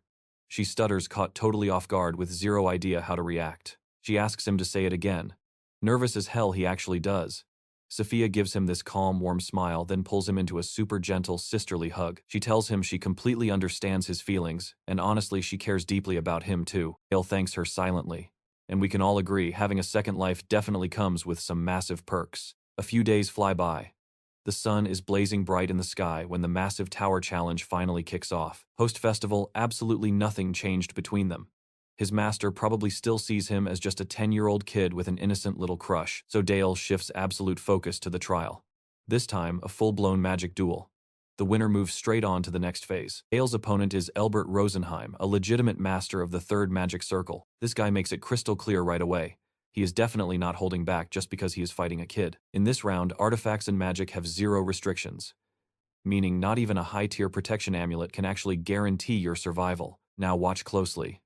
With limits off, Dale can finally flex the power gap, but before he moves, a vicious purple aura blasts straight toward him. The magic violently explodes, opening a dense smoke cloud just like a literal bomb.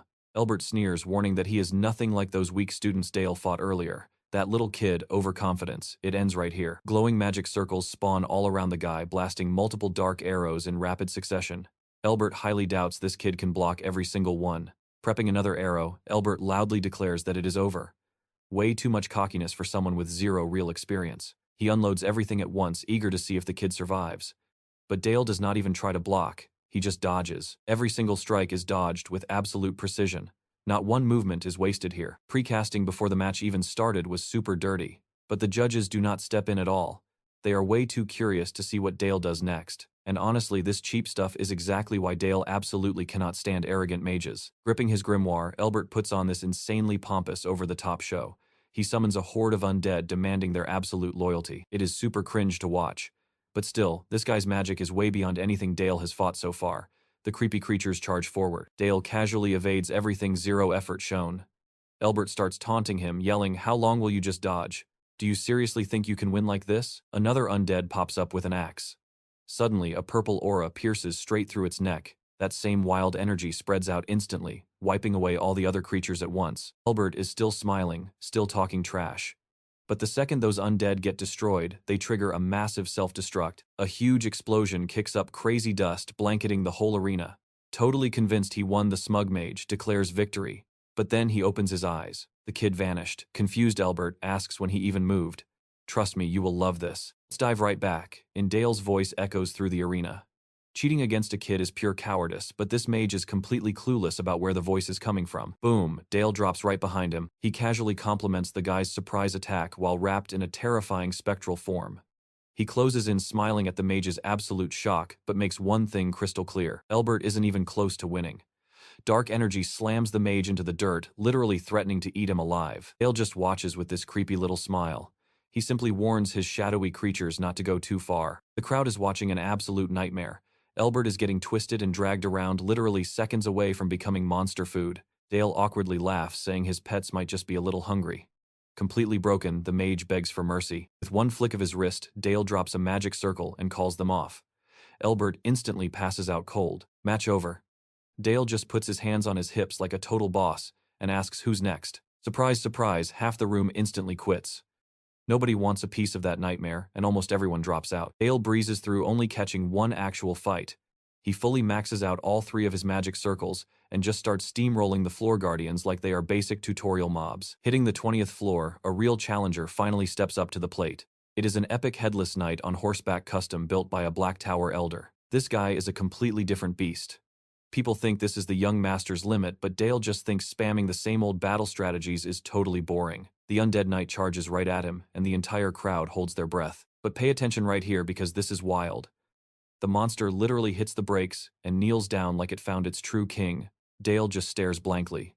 Inside his inner mental space, it is just him and the knight. He gives one cold command, "End yourself," and the guardian just instantly obeys. The knight stabs right through its own chest and drops dead. Even Dale is slightly stunned. Dale, the monster ditching its creator, wasn't a huge deal. But the crowd, absolute silence. Everyone's brains are just fully buffering right now. A summoned beast switching sides like that really only proves one massive thing. Our boy Dale is already on par with a Black Tower elder. Totally satisfied, he officially calls it quits. Why keep going? The audience is super confused, wondering why he's dropping out now. I know you and I want to see more, but Dale is smart. Pushing higher means hitting extreme danger territory, so he smartly ends his run. The tower formally recognizes his completion. Then his dad, the Duke, rolls up and everyone bows. The whole Black Tower shows total respect. We are talking nobles, grand mages, and even the grumpy elders bowing their heads to the Duke and his genius kid. Thanks to the young master's insane flex, the entire northern territory actually starts banding together. Cut to the snowy north, deep in the Duchy of Saxon. A hyped-up warrior charges in, spearing 2 massive orcs right into the dirt with zero hesitation. Another guy raises his blade high, screaming that he bleeds for young Master Dale and House Saxon. Host Tower challenge, his dad basically tossed him the keys to the army, putting him in charge of clearing the orcs. Elite spearmen and heavy knights are taking orders from him, which is absolutely hilarious since the kid is literally 10 years old. Yet somehow nobody doubts his skills. As the absolute boss heir of the Black Duke, Dale starts uniting the north. Beautiful, clear blue skies shine over their massive victory. The battle report drops 145 orcs wiped out. The Duke asks for the damage report, and Dale casually drops that only 3 guys got tiny scratches. His dad asks if he had to carry them with magic shields. The answer, nope. Just raw, pure House Saxon sword skill.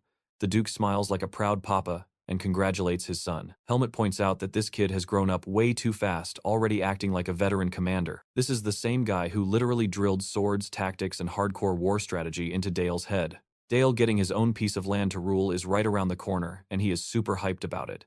Big challenges are his favorite fuel. Meanwhile, Charlotte is going absolute goblin mode in training. She screams, launching herself forward and swinging a blade right at her sparring partner's face. Dale easily dodges the strike and counters. She barely survives. Dale is fast now, like ridiculously fast to track. But even then, Charlotte's sword tip slices dangerously close to his chin for a second. Dale gives her props, admitting she leveled up big time. She fires back that he sounds like a totally different person when he acts mature. He just laughs out loud, wondering if he has been bullying her a bit too much lately. What do you and I take away from this? Since Dale cleared floor 20, everyone's kissing his feet. And honestly, who wouldn't? She asks if that actually bothers him. He just smiles, telling her to relax. She will get crazy strong soon enough. You and I know a 10-year-old prodigy when we see one, but Charlotte absolutely hates that comment. Super annoyed, she snaps to stop treating her like a kid. Dale deadpans that she literally is. The blonde shoves a finger in his face, reminding him he is also a kid. Dale points to himself, genuinely confused. Classic anime logic, he claims he is mentally an adult. Charlotte rolls her eyes, shutting the pointless argument down. Later on, Helmut pulls up and drops a special lesson on his student. Dale is learning the hammer and anvil tactic. Infantry locks down the front line while cavalry sweeps the flanks to totally box the enemy in. It literally means smashing your enemy like metal, trapped right between a heavy hammer and an anvil. Dale realizes this only works because of the black cavalry. Deep down, he knows the brutal nature of war never changes. Taking the chance, our guy completely shifts gears and asks how Charlotte is doing with her training. Helmut says you cannot compare her routine to the boys, but honestly, she is doing great. Her sword basics are rock solid. Soon she will be ready to learn the Saxon family's signature aura techniques. Now pay close attention here. Dale figures out the real issue. It is her compatibility with their family's combat style. Just like mages use magic circles for mana knights, gotta grind internal training to refine their aura. The heavy hitters are the black cavalry for all-out war, and the Order of the Night Raven. Tied up north, this order is all about raw, crushing power. The problem, Charlotte is built entirely for speed. She is crazy talented, maybe enough to hit 7th sword tier, but reaching the absolute top, probably not happening. Her dad actually held one of those elite spots. The whole kingdom knew the guy was an absolute beast. Dale brings up the spring sword technique. If that style was still around, everything would completely change. It was wiped out when the ancient knights fell. Though honestly, you gotta wonder if it is truly gone forever. While Dale grinds hard to build up his battle reputation, the time finally comes to test his insane training results. During a serious meeting, the Duke questions some fresh intel. A messenger reports that Baron Faller next door wants their copper mine. He just formally declared a domain war. A lesser noble directly challenging the massive Saxon power. Sounds like absolute suicide, right? I know what you are thinking, but there is way more at stake if they actually accept this war. The Grand Duke of Brandenburg might back the Baron just to get a cut of those sweet resources. Plus, the Order of St. Madalena might deploy. Just thinking about that makes Dale visibly sweat. Clearly the enemy is still salty about their past humiliation. A brand new all-out confrontation is about to pop off. Ever since that fateful day, Count Brandenburg has been carrying his petty grudge like a massive open wound. A direct war was way too risky. So he targets a border zone, a sneaky spot where he stays perfectly safe. Dale marches straight up to his dad, zero hesitation. He demands to personally lead the upcoming battle with the Saxon knights. The Duke shuts him down instantly. He warns that fighting a human war is totally different from just hunting down brainless monsters. The kid really needs to watch his mouth. Turning back, the Duke completely reassures Baron Greenbelt. He promises the precious mine will stay protected. Man thanks him, looking super relieved but still sweating. Later, Dale totally vents to Helmut, swearing he could easily outperform anyone else. Helmut gets it, but says the Duke knows best. Trying to change the subject, Helmut pulls out something super special for training today, literally a random board game. Dale quickly realizes it is basically just chess, even if this fantasy world calls it something else entirely. Helmut explains it is based on intense real-life battles. Oh, and the rules are completely mind-bending. But if the kid wants to learn deep, big-brain strategy, this is the absolute perfect chance. Dale snatches the board and just bolts. Helmut stands there, frozen, completely baffled by the reaction. Moments later, our guy barges into his dad's office, board in hand, dropping a wildly bold proposal. If he wins, he fights. He argues war is pure strategy, not just raw strength. Trust me, you are going to want to watch this play out. Poor Helmut just tries to step in and apologize. Listen up, because you and I are about to watch this kid gamble everything. The Duke cuts him off, accepting the challenge. A win means war. A loss, he drops it forever. The game begins. Helmet watches every move closely, but as the turns pass, he notices something completely unexpected. The kid is playing way better than anyone thought possible. After an absolutely intense contest, Dale takes the win 2-1. He pulls it off, even with the Duke having total advantage in numbers and positioning. Smirking, the kid asks if his father will keep his promise. His dad just laughs, genuinely shocked, and asks how long his son has known how to play. Dale stays completely calm, claiming he found an old book in the library years ago and has been studying it ever since. Classic, convenient excuse.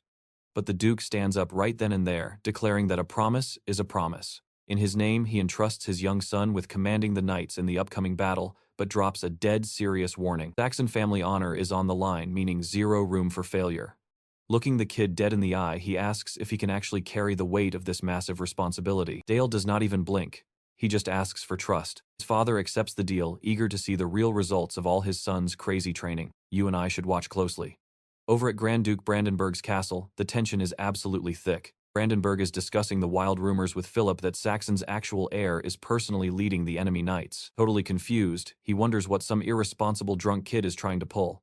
Philip just scoffs with pure contempt. Calling the enemy a tiny, pathetic group, he begs for permission to go out and crush this arrogant little fool. Bam! Brandenburg slams his hand on the table, cutting him right off. Furious, he yells that Philip is wildly underestimating their enemy. He calls the kid an absolute monster. Someone Brandenburg's own son could not beat in 10 years, maybe not even 100. Boiling with rage, he calls Philip totally useless and regrets not dealing with Charlotte way sooner. Still, he decides to hand Philip command of the upcoming battle, but only for the sake of appearances. Behind the scenes, Deputy Lord Milvis is actually in charge. Philip is just there as a fancy, symbolic figurehead. The Duke orders Milvis to keep his son far from danger. Deep down, Brandenburg knows he cannot directly fight a kid under these weird conditions. Plus, he is starting to suspect this entire crazy situation was Duke Saxon's master plan from the very start. Meanwhile, Helmet and Dale are busy celebrating their big game victory. A few days pass, and Greenbelt Castle's massive gates swing open. The mining baron is sweating bullets as heavily armored soldiers march right in. The new young commander is officially announced, and everyone standing there is completely stunned by just how small he is. You and I are probably wondering the exact same thing they are. Can he even lift a sword? The Baron nervously pretends Dale's presence is reassuring, but internally he is panicking. Putting a 10-year-old boy in charge of the entire cavalry feels insanely risky. Trying to stall, he suggests they head inside for a welcome banquet. Dale shuts that down instantly. He flat out says there is zero time to waste, catching the nervous host completely off guard. Skipping the polite talk, the kid points his blade right at the Baron's neck. He demands to inspect the troops immediately, then asks one simple question. Out of everyone standing here, who is the strongest? Some red-haired warrior interrupts the silence, boldly stepping up and introducing himself as the absolute strongest. Sporting a massive scar on his face, he arrogantly claims nobody alive is capable of taking him down. But honestly, the young kid's icy confidence is already unsettling him more than he wants to admit. Dale just stares the man down. Right next to him, the Baron nearly collapses in relief as that sword finally leaves his throat. Our main character reads the room instantly. Every single person here heavily doubts his skills, and honestly you cannot blame them. A massive life-or-death battle has just been handed to a literal 10-year-old. Without blinking, he slams his heavy sword into the ground, loudly declaring that this doubt goes both ways. If they question his skills, he questions their basic competence, and the only real way to settle this argument, with a blade. A freezing cold smile forms as he points out an embarrassing fact. Their supposed strongest knight is literally drunk. That fact alone proves exactly how pathetic these troops are. Instantly, the red-haired warrior draws his weapon. Absolutely furious, he aims his blade at Dale. Voice shaking slightly, he shouts his name Havoc, and stakes his knightly honor to defend their strength. Dale just keeps smiling. They lock eyes as the tension skyrockets, and Dale casually asks if Havoc has ever heard about his specific sword. Havoc admits he knows that weird blade's nasty reputation very well. Quietly, he wonders if there is some dirty trick behind the kid's crazy confidence. But before he can figure it out, Havoc charges forward at absolute full speed. He swings with everything, and trust me, you and I weren't ready for this. Dale blocks it with his bare magic-infused hand. Stick with me here. The young mage does not even flinch, while Havoc completely staggers. One casual push backward, and the attack is instantly neutralized. Dale studies his opponent. Zero aura on that sword, which means he is definitely not an expert knight. Still, he decides to hit back hard, matching someone fighting with absolutely everything they have got. A magic circle sparks to life in his left hand. Haberk freezes up as pure dark energy erupts from the ground, closing in extremely fast. He frantically tries to slice the shadows, but his blade does nothing. The overwhelming pressure just keeps building. His focus starts cracking. Meanwhile, Dale controls the circle and casually observes. Turns out this guy is way weaker than he initially seemed. Then something wild happens that catches even Dale completely off guard. Haberk screams out in agony and hits the dirt. Total defeat. His collapse is as fast as it is completely unexpected. It is absolutely insane that the so-called strongest soldier around went down in literally seconds. The local baron starts completely freaking out. He yells at Dale, furious that he knocked out their best man right before a massive battle. But Dale just steps right up, eyes ice cold. Bluntly states that with trash skills like that, House Saxon fights alone. It is definitely not fair for the baron to just chill while people die. If that guy is their absolute strongest knight, they are completely doomed. House Saxon always protects its loyal followers, but they tolerate absolutely zero slacking or pure negligence. Everyone has to step up. He loudly declares that until war breaks out, his own knights will act as the vanguard for everyone. Now watch closely, because here is the ultimatum. They must follow him right now, or lose absolutely everything when the real war hits. One by one, the soldiers drop to their knees. Together, they swear total loyalty to the young commander. A bit later, night takes over. Helena rests in bed super stressed out while the Duke gently strokes her face to calm her. He promises her that their son hides massive potential and the bright future waiting for him is honestly beyond anything they can even picture. With a warm, confident smile, he lays it out. He truly believes the boy is destined to conquer everything. Back in his room, Dale thinks deeply. Before all this, he was basically a clueless frog trapped at the bottom of a tiny well. But now he understands that perfectly. He also figures out the Holy Swordsman totally knew how bad things were here. Sticking him in this specific barony was 100% intentional. Next morning, the sun is blazing hot. Haberk stumbles around, carrying a massive boulder on his back, totally gassed, practically begging to just stop. Another soldier immediately screams at him, calling him a total weakling and forcing him to keep moving. From far away, Dale quietly watches the whole show.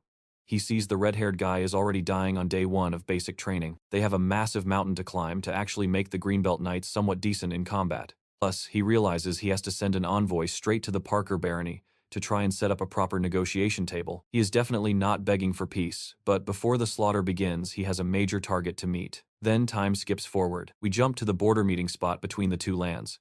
A massive, heavy table sits right in the dead center of the camp. Dale claims the head chair looking completely unbothered while calculating everything in the room. He has already run the numbers in his head. In just weeks, chaos is guaranteed. The legendary Order of St. Madalena is way off on a long campaign on the other side. I know what you are thinking, the odds look terrible. Supplies are brutally low ambush, chances are massive, and Baron Parker's cavalry an absolute nightmare. A guard announces young Master Philip has arrived. Dale totally saw this coming. He predicted exactly who they would send. Philip struts in acting tough, but he is a commander in title only. Right beside him, completely silent, walks the actual mastermind Milvis. As the arrogant kid sits, Dale coldly says hello. Philip flashes a smug grin, holding out his hand and mocking him, claiming they only wanted to talk because they fear real bloodshed. Dale does not even blink. He cuts to the chase, demanding to know why they even accepted this meeting. Before Philip can even squeak out an answer, Dale completely shuts him down. That question was definitely not for him. He bluntly states he is not speaking to a useless prop.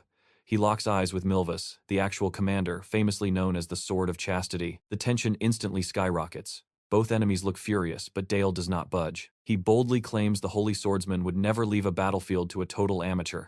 Milvis desperately tries to cool things down, telling Philip to ignore the bait. But something is seriously eating away at the veteran's mind. How the heck does the enemy know the Count absolutely despises his own son? Dale just casually dropped top-secret family drama on the table. Milvis angrily declares negotiations over. Philip punches the table, demanding an immediate answer. So what do you and I make of this? Dale is ruthless. He asks if Philip needs permission to speak, calling him an obedient slave. Stick with me here. You are about to see our boy hint that Milvis holds the leash, not Philip, literally calling him a dog walking its owner. The knight tries stepping in again. Too late. Pure irritation is already choking the whole room. Dale just sits back, totally loving it, hands behind his head, smug as hell. He keeps poking the bear, feeding on that exact spicy tension. Then he drops his real motive. A peace deal, total fake out. This whole setup was just to completely wreck their chain of command. He calls for bail, asks Milvis to step outside. The long-haired guy casually heads out with a fake smile. Dale wants a private chat. Just the two of them. The absolute top bosses running this whole war. Makes total sense to speak directly right. Meanwhile, Philip looks like he is about to explode. Still, the blonde bites the hook hard. With a shaky but loud voice, he orders Milvis out immediately. Knight desperately tries stopping him, but Philip refuses. Deep down, he totally knows this is a massive trap. No other choice, Milvis obeys. Left completely alone with this angry dude, Dale drops his condition. A deal so perfectly simple, it might just work. If the St. Madalena Knights pack up and run right now, the Saxon family will happily fund their little retreat back home. Philip slams the desk hard. Calls it a pathetic joke, not a real offer. Dale hits him with a fake apology but repeats it. If they stay, total wipeout. The Holy Swordsman's massive legacy and this young master's pride will get dragged through the absolute mud. This is literally his last shot at survival. Philip stands up, admits Milvis was right. The kid just wanted to humiliate him. Dale smirks. And here is where you and I need to pay attention. He calls it a tragic shame, claiming this was his final lifeline, because when the dust settles and they lose, Milvis will not be the one eating the blame. It falls completely on the Count's useless, incompetent heir. Hearing that Philip flashes a twisted grin, he brushes it off. Tells the smug little brat his days are officially coming to an end. Dale smiles back, hoping the blonde keeps that loud energy going. Fast forward, past the totally failed talks. Over in Baron Greenbelt's land, Philip grills his guys on enemy movements. A scout confirms the Saxon knights are marching. Philip processes it. He remembers Dale's icy stare and zero panic during the meeting. Just a kid, no way. That was a veteran's poker face. But wait, that is the literal jackpot. While Dale is still 10 years old, Philip can brutally snap the problem right at the stem. Completely fired up, he screams at his men. Time to teach this 10-year-old the meaning of silence. Meanwhile, Dale's spy confirms the enemy is charging north. Gripping his sword tight, Dale raises an arm. It is finally go time. Today they prove exactly why their name strikes fear. The brutal clash officially kicks off. A soldier blasts the war horn. The ultimate signal. Both massive armies rush forward at the exact same time. Guys, swarming in screams, clashing steel, bodies dropping instantly. You and I both know a Manhwa war never starts quietly, right? Absolute chaos. Blonde watches the madness unfold, screaming for the first cavalry to push up. Goal number 1, lock down the Night Raven Knights and absolutely smash the Saxon family's main line. Still, his guys do not fully grasp how broken that order is. So he smartly hides himself dead center, far off the bloody front line. Baron Parker's squad rushes the left flank, ordered to completely choke out Greenbelt's moving horsemen. Right then, Brandenburg's elite squad sets up a nasty flank attack straight at the enemy core. Insanely risky, yeah. But hype is through the roof. Nobody is backing down from this. Melvin knows this play is deadly. The enemy goons are fiercely loyal to the Count, and this massive battlefield proves it. But amid the absolute chaos, something crazy happens. A new shadow steps onto the front line. Soldiers instantly part ways, not terrified, just absolutely stunned. Young Master Dale himself steps onto the blood-soaked dirt. His voice rips through the ringing metal. He screams at them to hold the line, fight for the Saxons. Seeing him there, morale explodes instantly. From afar, the blonde spots it and smirks. Dale is throwing down right from the start, using his own life as juicy bait. But Philip does not care at all. It is exactly his plan. He raises his hand, screaming St. Madalena's name. That is where we pause. Trust me, you will want to see this next clash. Stick with me, you and I are dropping right into an absolute bloodbath. Dale's men are screaming to protect their commander. Boom, the armies smash together. Magic explodes everywhere across the battlefield. The blonde guy finally makes his move. Fast fights mean split-second choices. He orders his first cavalry to follow his lead.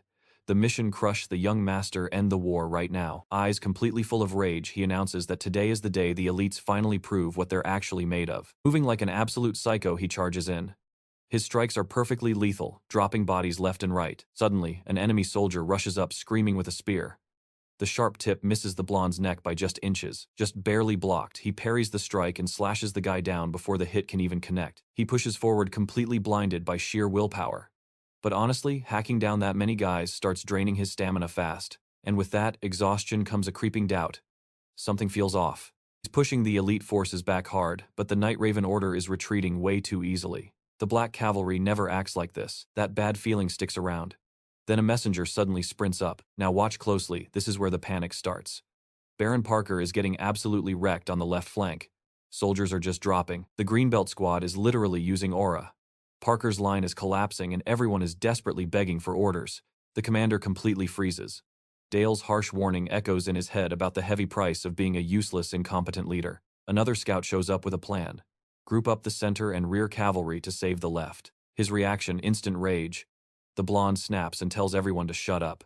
He actually gathers the rear cavalry under his own command, but with a totally different crazy goal. Plans to smash through the right side and rush straight for the real prize, the young enemy boss. The big issue: Dale is already bringing the rear to the front. Things are getting incredibly messy. Sending more guys ruins their movement speed, leaving the left flank completely exposed. But whatever his mind is made up, blinded by total obsession, the blonde just ignores the desperate cries for help. The enemy trap is tightening. Messengers are literally begging him to retreat, but the order never drops. According to him, it's just not time yet. Then he glances back and spots the actual puppet master. Dale is just standing there looking like a guy who already won the game. That smug look makes Philip absolutely snap. Sword raised high, he rallies his cavalry. The totally confused soldiers see this and start frantically yelling for directions. Philip just closes his eyes. In St. Madalena's name, he starts chanting a desperate prayer for blessings, protection, and victory. He begs for the sister goddess's love and mercy. But when those eyes snap open, nothing but pure, concentrated hatred made his choice. From this exact second, they are charging straight ahead to rip off the enemy general's head. With an insane battle cry, he orders them forward. Swords out, fighting to the bitter end. Silva's troops rush Dale exactly like the young master planned. Meanwhile, the Blonde's guys show up behind trying to trap them. Dale does not even flinch. He knows Panic ruins plans, and right now there is zero room for mistakes. I know what you're thinking. Where's the magic? Dale just smirks. Have they never seen a spell before? Half a second later, a massive ice arrow rips straight through the air. Boom, it perfectly snipes a soldier's horse. The poor beast drops instantly, launching the rider headfirst into the dirt. The Blonde is totally shocked. Nailing a moving target like that is seriously high-tier skill, and everyone knows it. Then Dale finally drops the big command. Right out of the dirt, a massive ice wall erupts, completely blocking their charge. The soldiers freeze up, totally panicked by the giant barricade. Before they can even blink, the order drops, again advance. His troops move instantly, rushing in with everything they have, screaming that they will literally die to be their master's shield. The enemy lines just completely collapse, dropping bodies left and right. Meanwhile, the Blonde commander just grabs his own head in pure disbelief. Completely lost, he finally gets it. He walked right into a massive trap. Killing him was never the actual plan. The real goal: isolate, crush, and destroy his formation. And he fell for it perfectly. His front line is basically a mangled mess. Out of options, he just goes all in. If he can smash through the front line, maybe he can fix this disaster. Screaming his lungs out, he shatters the wall and reaches his target. He swings his sword to end it, but you and I know this isn't over. Just a calm smile, a crash, and pure silence. You and I are witnessing pure karma. The dust settles. The Blonde kneels, and his surviving men do the exact same. This entire battlefield belongs to our young commander. That arrogant belief that Aura Knights were invincible, completely shattered into pieces. Their greatest tactic literally became their downfall. Why? Because Dale already memorized every single move, every pathetic attack pattern. It is all locked in his brain from his past life. Back when the guy supervising him actually commanded these exact same troops. A breathless messenger sprints over. The left flank is entirely crushed, and Commander Baron Parker has been captured. The Blonde is totally losing it, desperately, asking if Dale planned this whole nightmare from the beginning. And Dale, he answers with zero emotion. Dale calmly explains that war is pure chaos, and you cannot predict everything. But choosing to destroy yourself, that is totally on you. Then he drops his terms. Anyone wanting to survive can hit the ground and buy their miserable lives for some gold coins. Absolute outrage hits the enemy soldiers. They scream they would rather die than surrender. Then snap, a sound cuts through the heavy air. Bam! A soldier drops dead, a massive spear shoved straight through his heart. The message loud and clear. Dale stares at the Blonde with one final question. What is his choice? For a few seconds, nothing but pure silence. Then slowly the defeated commander bows his head. He swallows every single ounce of his pride and finally admits defeat. He claims he does not care about dying. But as a knight, he desperately needs to warn the others that this boy is dangerous. Screaming at the top of his lungs, he orders his men to kneel. Even while surrendering, he demands to be treated fairly as prisoners. Respecting imperial customs, Dale just watches the whole pathetic scene unfold. His enemy kneeling in the dirt, begging to survive. The time for taunting is completely over. Even so, a cold little smirk creeps up and he drops the final verdict. You are going to want to watch this. Nobody survives today. Looking perfectly innocent, he orders them all slaughtered. Even his own Nightcrow Knights are totally caught off guard. By normal imperial rules, you spare captured nobles for a massive ransom payout. But our young master's voice, it was absolute firm and left exactly zero room for any doubt. On this blood-soaked field, there is only one boss. His absolute will cannot be challenged. Out of everyone, one guy just signed his own destruction. Completely blinded by rage, the Blonde refuses to kneel. He jumps up ready to attack, but he does not even have time. Bam! A blade instantly shreds his stomach and spears lock him down before he gets close. Dale leans in and whispers right into his ear. He coldly asks if Lord Milves remembers Dale's death. Boom.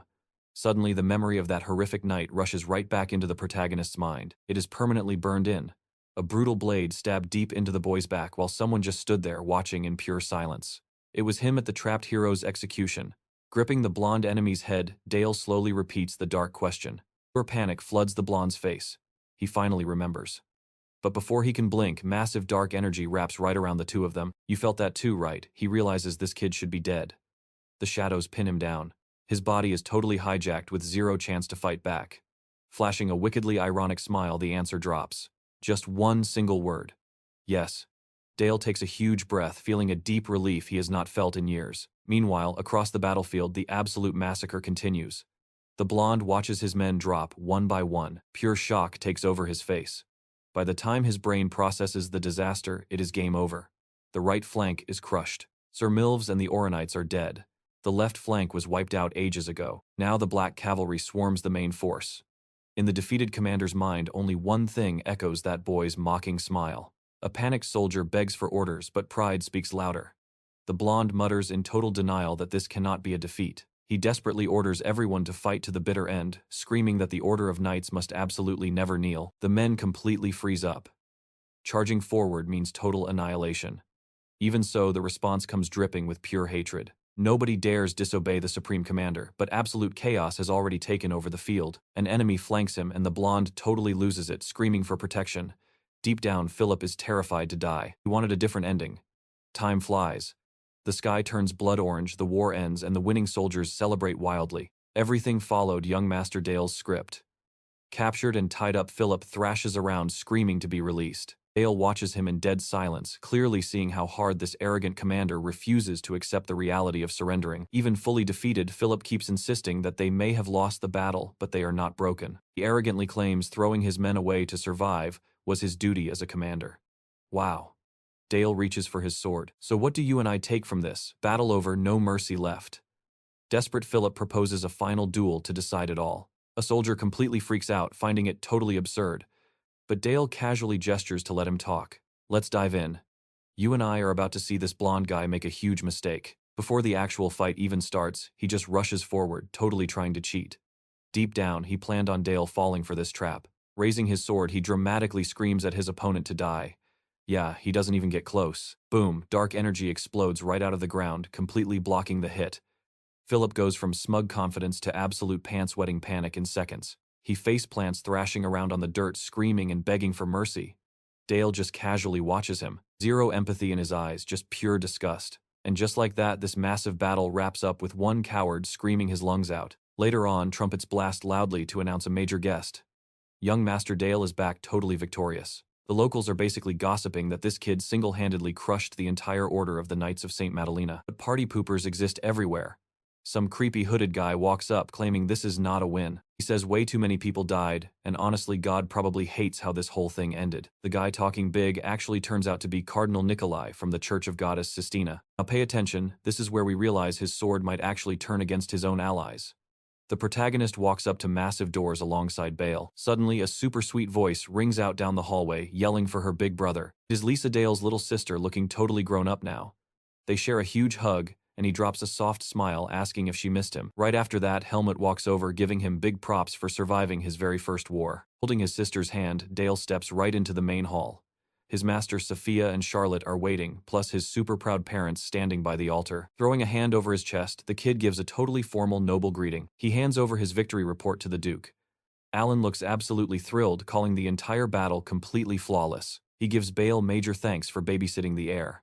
Helena drops a sweet smile, guessing the poor kid is exhausted. She basically orders him to go sleep off the whole war trauma. The young man politely thanks her. His face absolutely lights up. It has been forever since he visited, and right now this spot actually feels like a real home. Far away, another scene kicks off. Brandenburg is completely shaking with rage. The surviving soldiers stumble in looking completely destroyed. The Count screams for answers, demanding to know where Philip went. The reply is crazy tense. Sir Milvis got taken out. The St. Madalena Order got wiped completely off the map. Plus the enemy captured everyone and wants an insane ransom. Using a razor-sharp tone, the Count demands to know if they basically got stomped and then ran away crying. You and I both know what happens next. They better brace for some brutal consequences. Zero hesitation here, he sends them straight to the cellar to beg for death. Later, this crazy clash officially gets named the Black and White War.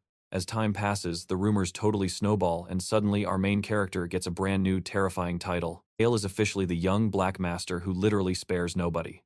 More time flies and the kid finally hits age 11. During his birthday party, he officially gets named Viscount of the Saxon Duchy. His eyes totally bug out because this title is a massive deal. A Viscount holds actual power here, basically acting as the main lord's direct backup. Super hyped, Dale says his thanks but instantly flips his attitude because he has a crazy plan. Even though it is wild as the Duke's proxy, he demands to make a move. People are still gossiping about the last war, terrified that the young master showed zero mercy. A bunch of holy knights from the goddess church absolutely got wrecked by his brutal fighting style. Obviously, that causes drama. The church is definitely not happy about this at all. Because of that mess, the kid decides to take a holy pilgrimage straight into Goddess Sistina territory. He literally wants to personally handle the terrifying reputation he just created. The Duke listens to his son's pitch with a completely blank face hiding all his thoughts. He says this move makes zero sense. Pure fear is a super rare weapon incredibly hard to build. But the kid wants to throw it away to make the church happy. Dale stays totally chill. He claims there is a power totally worth the risk. Alan gets suspicious, asking if there is a secret scheme here. Our main character just nods. He plans to drop an offer they simply cannot refuse, plus secretly snatch up some forbidden magic books. A few days prior, while sleeping, the boy realized something was extremely wrong. It literally felt like locked-away memories were violently clawing their way back into his brain. Suddenly, a gigantic creepy skull spawned right in front of him, demanding to know did he remember their deaths. Trust me. We will feel this pure agony rips through him, as dark words echo inside his head. Stick with me here. He woke up gasping, clutching his chest. That was no regular nightmare. It was something way darker. Unlocking his third magic circle forced his mind wide open to a terrifying reality. And honestly, what he found there definitely wasn't control. It was pure crushing isolation. Our guy realized he was still way too weak. He desperately needed more power. Because just like a knight needs a sword, a top-tier mage desperately needs a grimoire. Fast forward. A carriage rolls far away from the capital. They cross between Baron Greenbelt and Baron Parker, right where the Northern Empire ends, and the Central Zone actually begins. See, after heavily losing the war, this totally washed-up noble only had one pathetic trick left. Bam! Bandit arrows fly out of nowhere, barely missing the horses and making them totally panic. Armed goons step out, totally blocking the dirt road, loudly demanding what they are doing here. Apparently, everyone knows you pay a massive toll to cross noble land. The young mage, he doesn't even blink at the threat. He actually packed a bag just for this nonsense. A bandit snickers, grabs the heavy pouch, and weighs it. It is crammed with gold, way too much for some cheap toll. The greedy thugs smile, and happily let them pass. They crack jokes, totally convinced they hit the absolute jackpot, already plotting something worse. But peace never lasts. Now watch this. Someone yells from above, aggressively ordering the carriage to stop. The arrogant Baron himself steps out furiously, demanding to know how they dare cross his turf without paying up. Dale calmly answers. He clearly explains that his lackeys just took the money and double charging is literally against the law. But the thugs play dumb. They flat out lie. They swear they have never seen these guys in their entire lives. They actually claim the travelers are the real criminals here.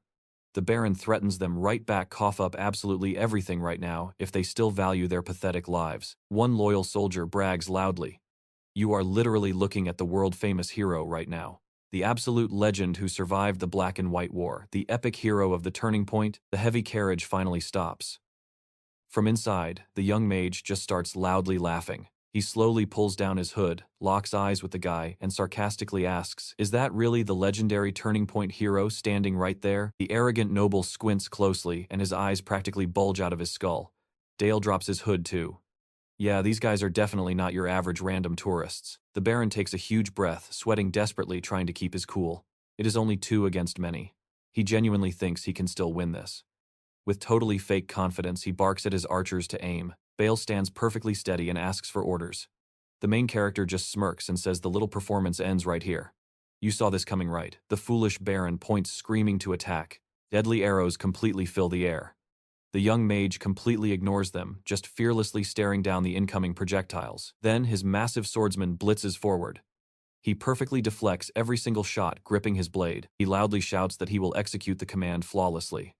The archers totally freeze, absolutely stunned by what just happened, with zero time to react. The loyal bodyguard rushes in, and his very first strike cleanly chops right through an arm. He tears through them without blinking, wiping the squad entirely alone. The Baron watches totally helpless, his fake confidence completely gone. When the young hero finally steps up, the noble totally folds.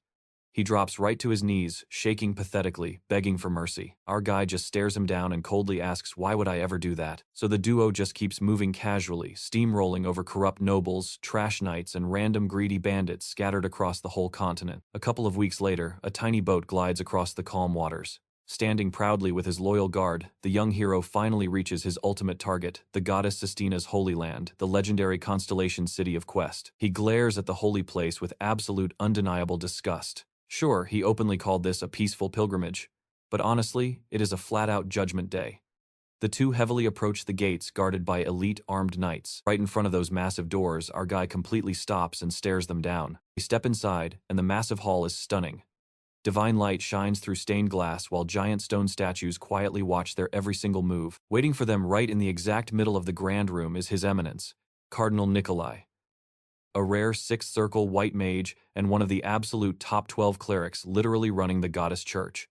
Acting completely innocent, the old clergyman mentions the recent bloody battle, saying many poor lives were lost. He calls the death of the Santa Milena brothers an absolute deeply regrettable tragedy. He calmly claims he regrets it too. You believe him, me neither. Let's dive right into this wild manhwa. Our boy made a massive mistake, so he's hiding his true identity and rolling up to the holy territory on a pilgrimage. Yeah, sure, redemption. He prays the goddess hears him out. The cardinal stares the kid down. Honestly, he totally buys it. War trauma is a lot for a kid, right? Plus, he's only 11 years old. To the cardinal, this makes manipulating him an absolute walk in the park. Playing the holy man, he calmly says the goddess's mercy is for everybody. He claims every single sin can be forgiven. Our guy just stays totally quiet. Then Dale looks up. Is that actually true? Literally nothing is off the table. The priest nods without a second thought. The kid just locks eyes with him and drops a bomb. Is that why you sold out to the Empire? Dead silence. The cardinal is totally sweating but forces a laugh, calling it a crazy joke. But our MC not backing down one bit, he lays it all out. Before the Holy State got taken over, 12 cardinals tried forcing the old pope to take a shady deal. Nikolai was standing right there, but the former boss flat out refused to cave. So what happened? They stabbed him in the back. The White Tower and those same cardinals let the Empire's attack dogs completely wipe out the pope. Dale just hits him with the coldest line. Is that sin already forgiven? The holy man loses it. Jaw clenched. The fake smile drops completely as he snaps back totally furious. Now pay attention, things are heating up. He screams that this kid came for mercy but dares to spit forbidden secrets. Absolutely insane logic. But the kid doesn't even blink. He claps back that he didn't come here to play judge for the church. He just wants a little hush money. And killing a Duke's representative right now wouldn't fix a single thing. Though honestly, Dale is totally bluffing. The Duke has absolutely zero clue what this crazy kid is up to. Figuring out his next move, the cardinal shuts his eyes. Bright energy flares up all around him, making the room feel incredibly heavy. Forcing himself to calm down, he just asks what the kid actually wants. Dale doesn't miss a beat. He knows all about the secret library hidden right under the palace, full of the church's locked-up books. That is his target, the Hell Library. The exact spot holding the most overpowered, dangerous grimoire in existence, the Book of the Black Goat. Flash forward, and our guy is walking down some seriously creepy stairs, lighting his path. Every single step echoes in the dead silence.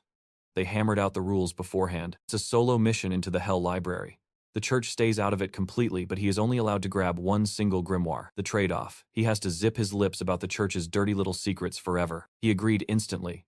Flexing his title as heir to the Black Duke, he locked in that oath on his reputation. They shook on it, and pure white energy wrapped right around them. Basically looking like a literal god was stamping the paperwork. The cardinal literally put their hearts up as collateral. Standard stuff for White Tower contract magic. You do not want to mess with this. I know what you're thinking. Pretty extreme, right? Break the rules and boom, your heart is instantly destroyed. The magic deal done, our guy walks alone until he reaches the literal gate of hell. Door carving says, abandon all hope. Classic edgy dungeon vibes. He just slaps his hand right on it. Sensing him, the massive gate just swings right open. Color him officially interested. No shock they call this hell. This is not some boring library with dusty shelves. It's an absolutely massive dungeon. Those forbidden books, they are straight up walking disasters. To a mage, a grimoire is just like a knight's trusty sword. Obviously, you want the best one. Down a hallway, he runs straight into the local guardians. Undead monsters made from corpses just chilling on guard duty. Super ironic, honestly. The Holy Church using literal zombies when they need a little muscle. Typical hypocrites. Suddenly, the creepy guards rush him. Dale reacts in a flash, blasting them away with magic and pushing forward. Down here, the kid doesn't need to hold back his true power. Talk about absolute freedom. Without flinching, he whips out a dagger and slices his own hand wide open. Blood hits the floor and the summoning kicks off. Dale shouts his name and bloodline, calling out to something ancient in that dark room. He summons the black goat of the forest of 1,000 descendants. He demands they honor the old contract with the clan of darkness. The whole room instantly violently shakes. Creepy, distorted voice echoes out. It loves the insane power in his blood, calls him a real mage, and totally accepts the summon. But wait, another voice crashes the party. Then another, a bunch of crazy powerful entities just showed up, literally fighting each other to sign his contract. The room warps into pure chaos. Trust me, you and I gotta see how this ends. Stick with me. Things get crazy right away. The shady guy offers him a supervillain contract. Sign here and they will throw a literal festival of death for all his enemies. Looking at this absolutely messed up landscape, our boy figures out where he actually is. Welcome to the mindscape of the Book of Massacre. A totally forbidden manual fueled by countless dead people and packed with some seriously brutal dark magic. Does he panic? Nope. He tells this spooky creature to step aside. That is simply not what he wants. The entity throws a massive tantrum, but our guy just smirks zero fear, basically saying he is not the one trapped here. His own dark, insanely dense energy explodes. The whole room starts shaking. This is just some world stuck inside a book. It absolutely cannot invade his reality. Everything gets eaten by this heavy, dark, purple space. It feels like the mind of someone who has seen totally unspeakable horrors. The creature panics completely. How on earth is a literal teenager overpowering it right now? Our guy drops the coldest reply. The book's kill count pathetic. He has already seen an entire city wiped out, maybe even more than that. The shadow monster totally freaks out and charges at him, refusing to die. Way too late. Its body shatters into tiny pieces until absolutely nothing is left. Reality resets. The floor is swimming in red liquid. The walls look super shaky, like the entire dimension is about to collapse. Suddenly, a sweet voice speaks up. A long-haired girl with goat horns pops out and calls him Big Brother. Now, watch closely, you are going to love this part. She approaches, smiling, says she has been lonely forever, and asks if he wants to play. He just stares in dead silence. He knows exactly who she really is. That grimoire was made by the immortal Duke Frederick. The guy literally sacrificed his own daughter to beat the limits of death. That explains the kid avatar. But make no mistake, this thing is definitely not human anymore. Wasting zero time, he shoots his shot. He demands a contract. She agrees, but there is one little condition. She wants to see his world. He says, sure. Boom, they both teleport right into his mental inner space. The kid looks around, absolutely amazed and totally enchanted. She loves the place and loves her new brother even more. But wait, something else grabs her attention. There are terrified guys here, including Cardinal Nikolai. Basically, they crashed his brain party. Not a single person thought he would actually pull off grabbing that evil book. Our guy glares at the priest. Why is he here? The church explicitly said they wanted zero responsibility for whatever happened down here. I know what you are thinking. The priest came to assassinate him. Yep. That is a huge, fatal mistake. This is a dimension of pure darkness. For a holy guy, there is literally no worse place to pick a fight. The goat girl tilts her head, totally curious, and asks if she can just eat these guys. He looks at her and replies coldly. If eating them makes her sick, that is not his problem. She smiles, super hyped. Finally, a decent meal after spending an eternity locked inside that boring frozen void. Nikolai panics and starts speed praying, calling on the Father, the Son, and the Holy Spirit. Bright light erupts behind him as an angel drops down. The other soldiers start chanting their prayers too. Light rips their backs open. Wings pop out, turning them into glowing divine angels. He watches silently. He knew this would be tough.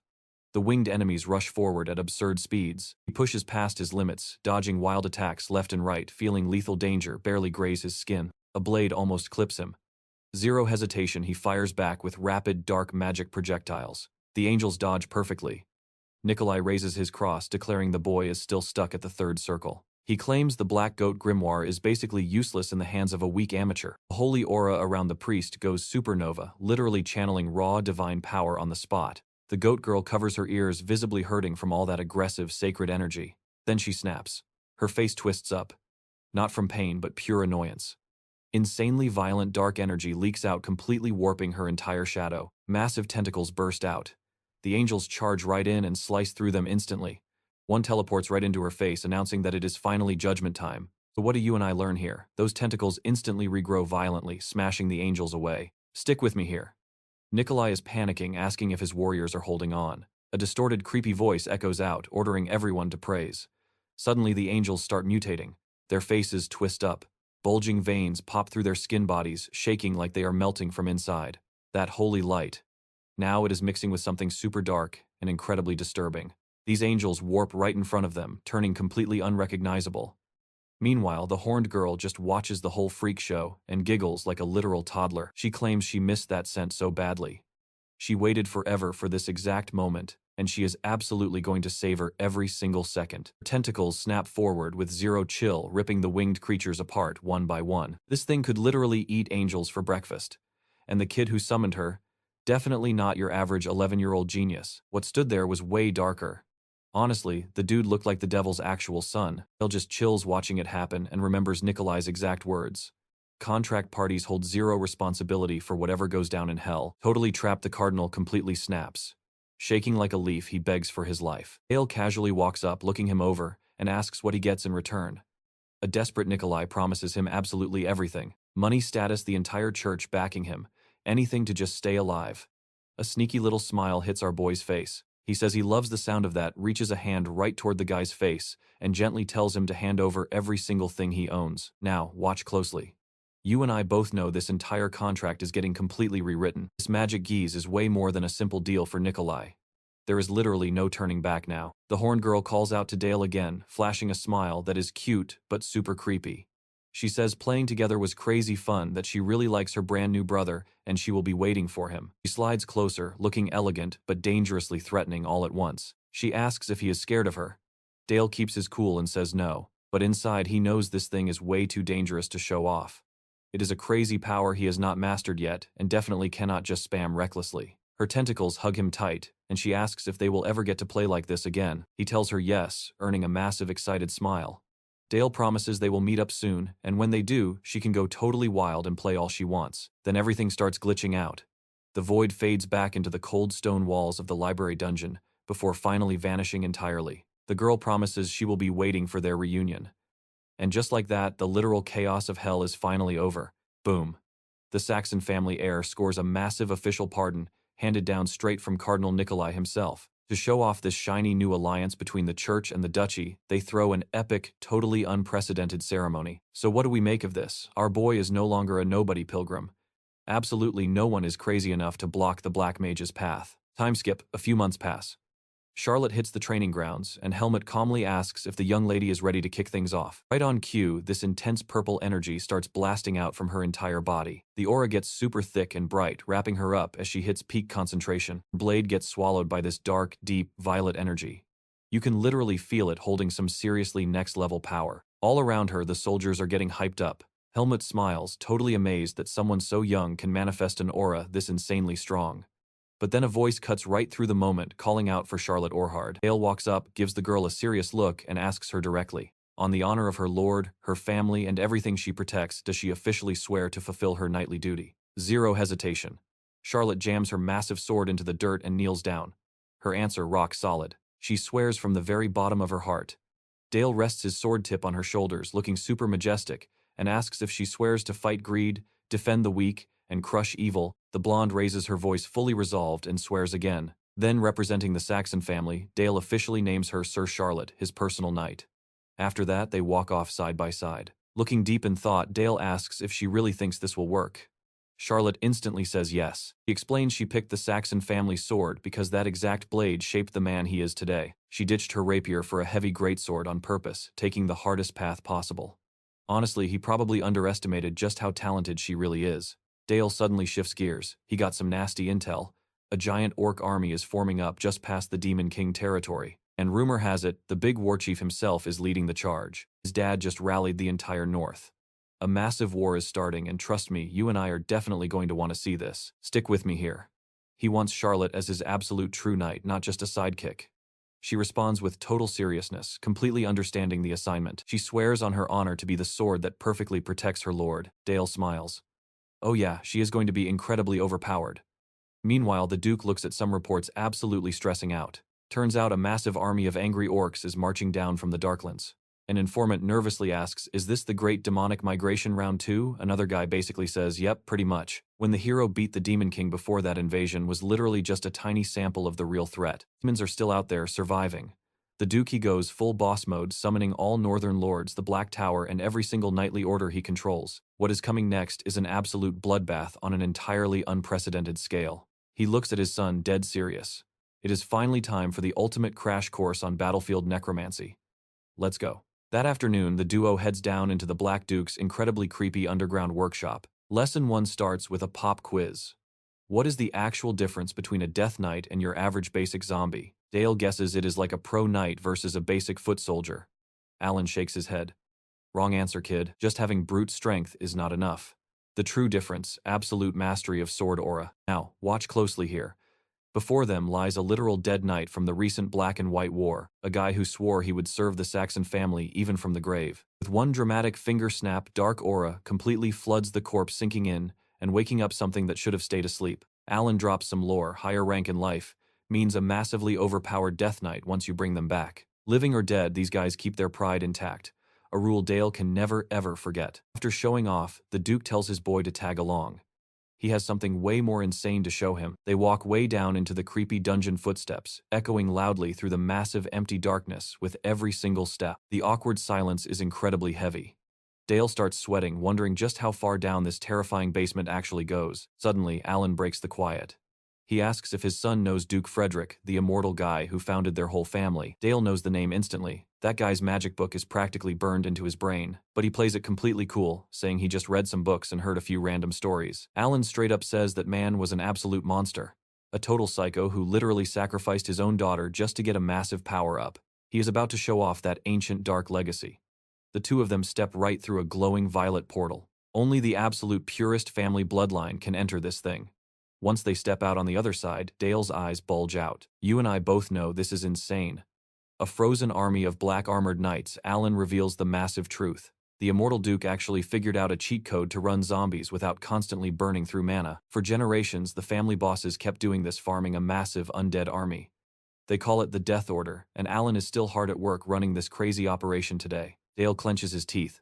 Suddenly, all the weirdness completely makes sense. His dad's speeches about willpower, their whole isolated family lifestyle, and why literally everyone in the world is terrified of them. Not an accident at all. It is a choice built on edgy power nobody else accepts. A dark thought flashes through his mind. The huge contradiction of it all is honestly completely nauseating. The Duke points at the frozen undead army.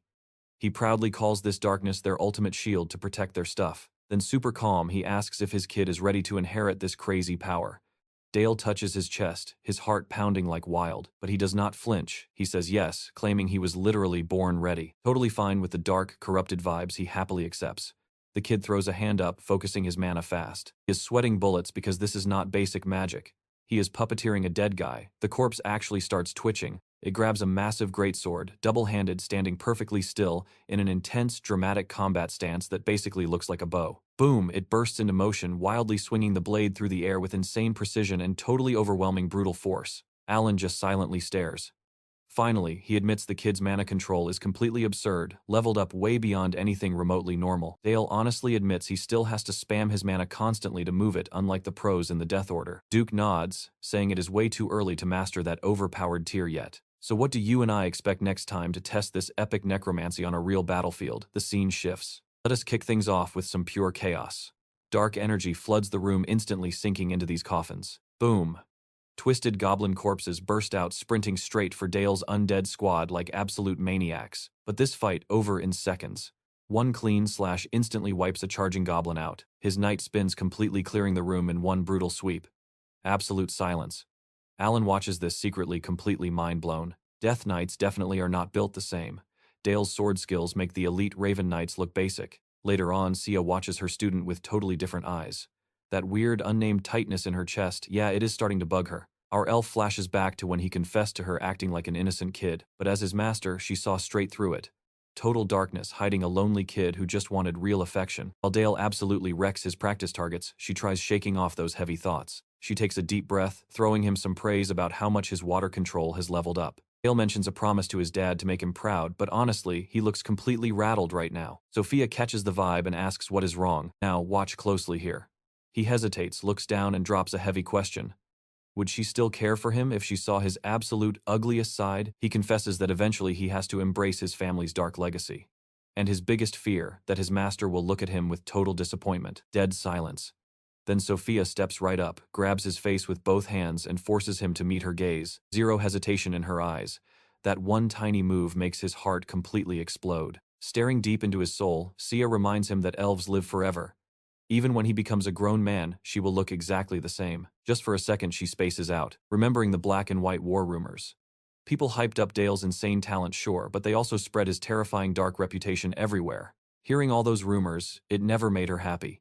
She absolutely hates the idea of her student walking down some edgy villain path. Softly, she promises to stick by his side until he finally gets her true feelings. Not as a teacher, as a woman beside her man. Making it crystal clear that he is not alone.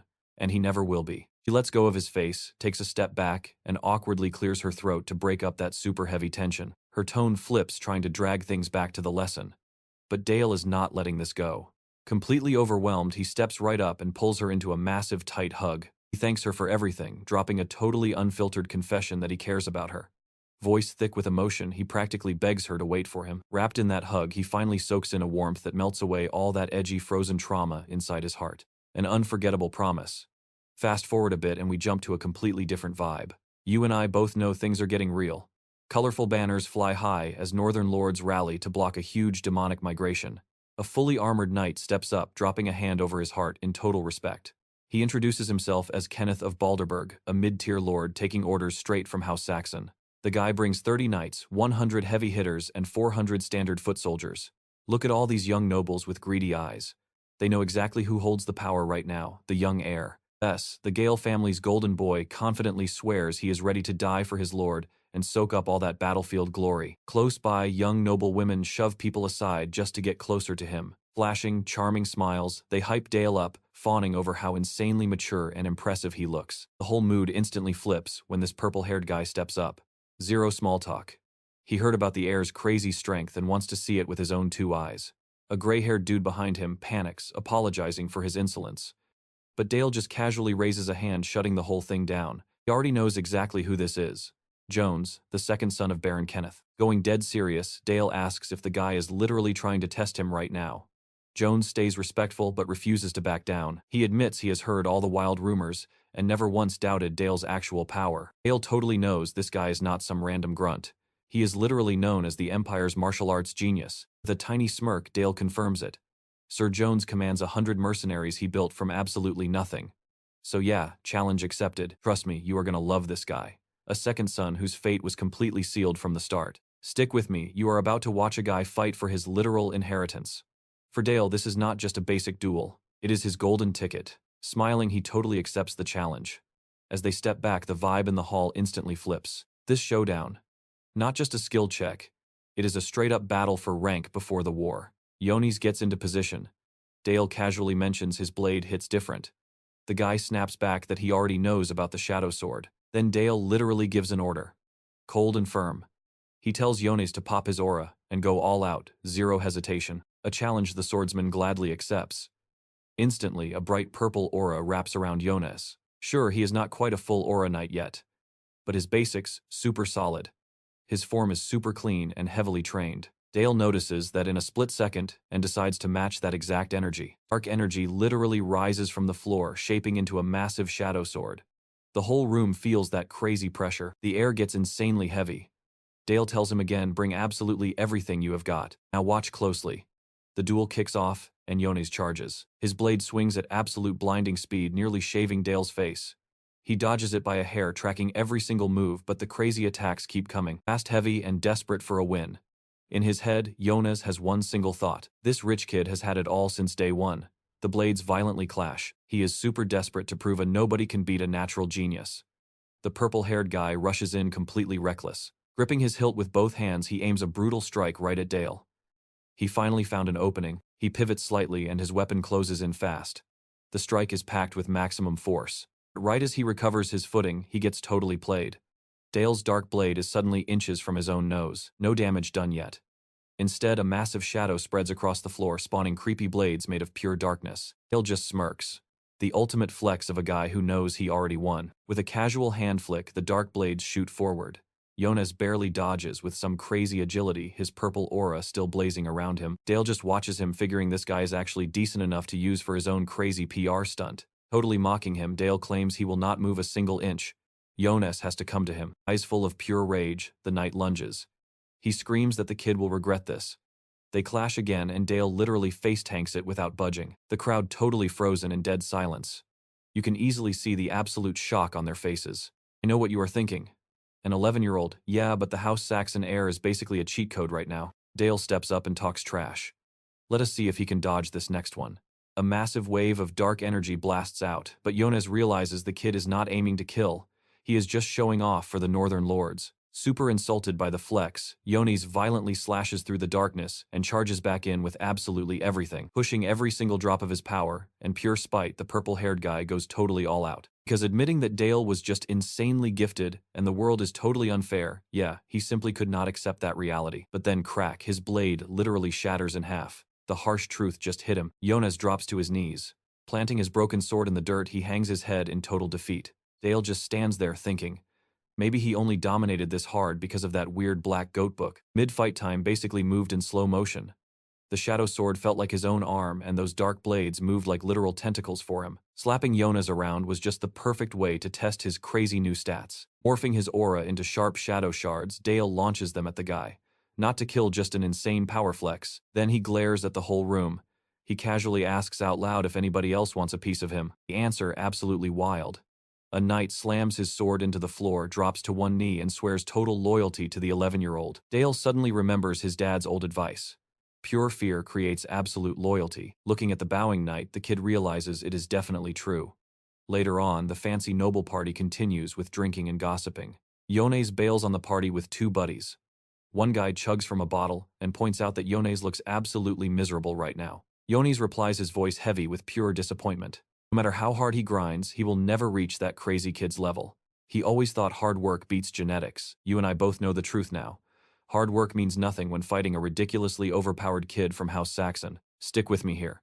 He is absolutely furious, telling his buddies to shut up and just drink. The crew gathers around a blazing bonfire. Jonas scoffs, complaining that every woman there was obsessing over an 11-year-old kid. Fake nobles acting all humble just to impress a child.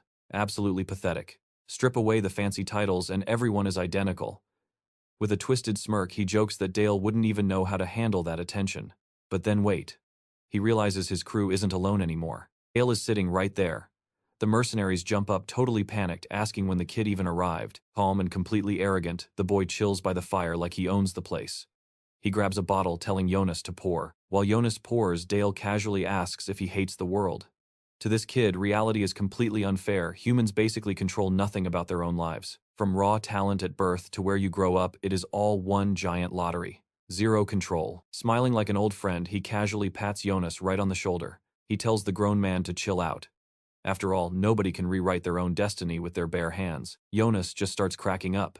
He laughs until it hurts, then flashes a tired smile, admitting the young boss is completely right. He confesses that no matter how hard he grinded, the game was rigged from the start.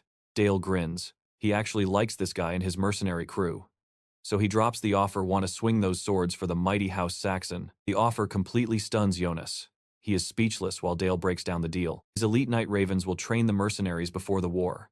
Sword techniques, aura cultivation, a massive power-up across the board. Talk about a completely twisted sense of irony. Watch closely, this is where it gets good. The kid who proved life was unfair is handing him a golden ticket nobody else would dare offer. Dale needs muscle, and Jonas just got incredibly lucky. For the tired mercenary, all that bitter injustice suddenly just melts away in an instant. Fast forward a bit. Dawn breaks over the massive, imposing Saxon manor. Inside the war room, the Duke demands a full tactical situation report. A huge mountain range blocks the Demon King territory, but their front defensive line, it is barely surviving. The vanguard and northern lords are falling back from the 9th fortress. But before retreating, they literally torched everything they couldn't carry. If they can hold the line while retreating, the enemy will hit the upper Saxon River completely drained. Right there, they will trap and crush the main force. It is go time. The field army is officially deploying. The Duke issues the command. Alert the lords and get those troops marching right now. Before the meeting ends, Alan pulls Dale aside. He is putting the entire mobile strike force under his young son's direct control. When the chaos hits, Dale is calling the shots alone. But guess what? Sophia is staying right by his side. I know what you are thinking. The Blue Tower strictly ignores human wars, right? Dale is just as shocked. Alan points out the elf is basically their top advisor anyway. Plus, fighting barbarians barely counts as standard human politics. Slightly worried, Dale asks if this is actually what his teacher wants to do. Duke nods. After Dale's epic victory at the black and white turning point, he knows his boy will absolutely crush this. Dale accepts, but drops one final request. The Duke tenses up, asking what else he could possibly need. The kid wants Charlotte, the infamous ghost swordswoman, transferred straight into his personal squad. To Charlotte, locking her helmet in place. Pure determination in her eyes. Dale is honestly stunned by her fierce confidence. She proudly declares her role. She is the guardian knight, meant to stand right beside the legendary young Black Master. He smiles, saying she looks like a legit knight now, not some little girl. Still, something heavy is eating at him. Remembering the dark, hollow look of war, he stops. He makes his friend promise to survive no matter what it takes. Charlotte immediately fires back. Risking everything for her lord, that is exactly a knight's duty. Dale asks if she wants to know a knight's actual duty. Then he drops the real answer himself. Never betray your lord's trust. His order, do not die. This bloody battlefield isn't for her. Touch Charlotte promises to remember. Soon enough, the massive orc horde starts pushing south. In response, the Duke's main army finally marches out to meet them. Dale rides hard toward the upper Saxon River. Bale, Charlotte, Sophia, and his entire knight order are right there with him. Looking back at his massive army, it hits him. Sophia isn't just his teacher anymore. She is riding into war beside him. Under a fading moon, Sophia scouts the river camp. Trust me, you and I are going to want to see this battle. Alright, stick with me here. Dale approaches her completely serious and skips the small talk. Why did she say yes to his dad's crazy proposal? The elf keeps it simple. It's her life's calling and she promised to stick by his side. Our guy smiles and thanks her. But boom, a sudden noise totally kills the mood. Dale instantly yells for the mobile strike force. It is time to fight. Orcs are already swarming the camp, moving before anyone can even blink. Bale runs up sweating bullets, begging the young lord to give the attack order. The monsters are pushing hard to cross the river and rush them head on. Dale barks orders. Bale takes 4 battalions and hits the front lines hard, wipe every single orc out before they build a bridge. He'll take the other 2 and flank the rear. Archers scream that enemies are dangerously close. Bale roars at his men to hold the line. Not one freak touches the bank. A massive rain of arrows absolutely shreds the advancing horde. The knights ride out. Sweating, Dale just prays Bale can hold the line long enough. Now watch closely because this gets sneaky. 2 hooded guys are hiding behind a rock waiting for him. Meanwhile, the archers are firing non-stop, holding back the green wave from the high ground. They snipe the wolf riders with crazy precision. But one wolf gets enough speed and jumps straight into the squad. Crunch. It brutally bites a soldier's shoulder. His scream echoes everywhere. Chaos hits and the orcs finally reach the bridge. The mission is simple. Pick them off one by one. Nobody gets past alive. The enemy rear guard has to be exhausted from marching. Dale plans to cross the shallow water upstream and hit them right in the back. But Bale has to survive just a little bit longer. A soldier drops. A giant orc raises its heavy axe, glaring at the survivors. Then boom, an explosion rocks the backlines. Dale made it to the drop zone. Bale sees his chance and screams to push forward. The monsters are trapped, and the young lord's cavalry completely closes the deadly circle around them. These soldiers show absolutely zero mercy. Bale charges up his shadow shot. Boom, blasts of energy instantly start wiping out the horde. Seeing their lord fight gives the troops a massive boost. But Dale completely misses an orc sneaking up behind him. Good thing Charlotte steps in. One clean slash handles the monster. She tells Dale to relax.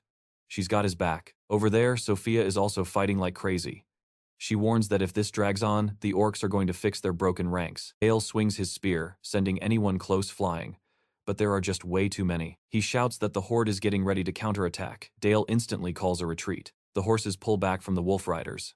The goal is met. They don't need a perfect victory here. The new plan, bait the enemy far enough so their backup gets left behind, then slaughter the rest. But you and I know nothing ever goes that smoothly.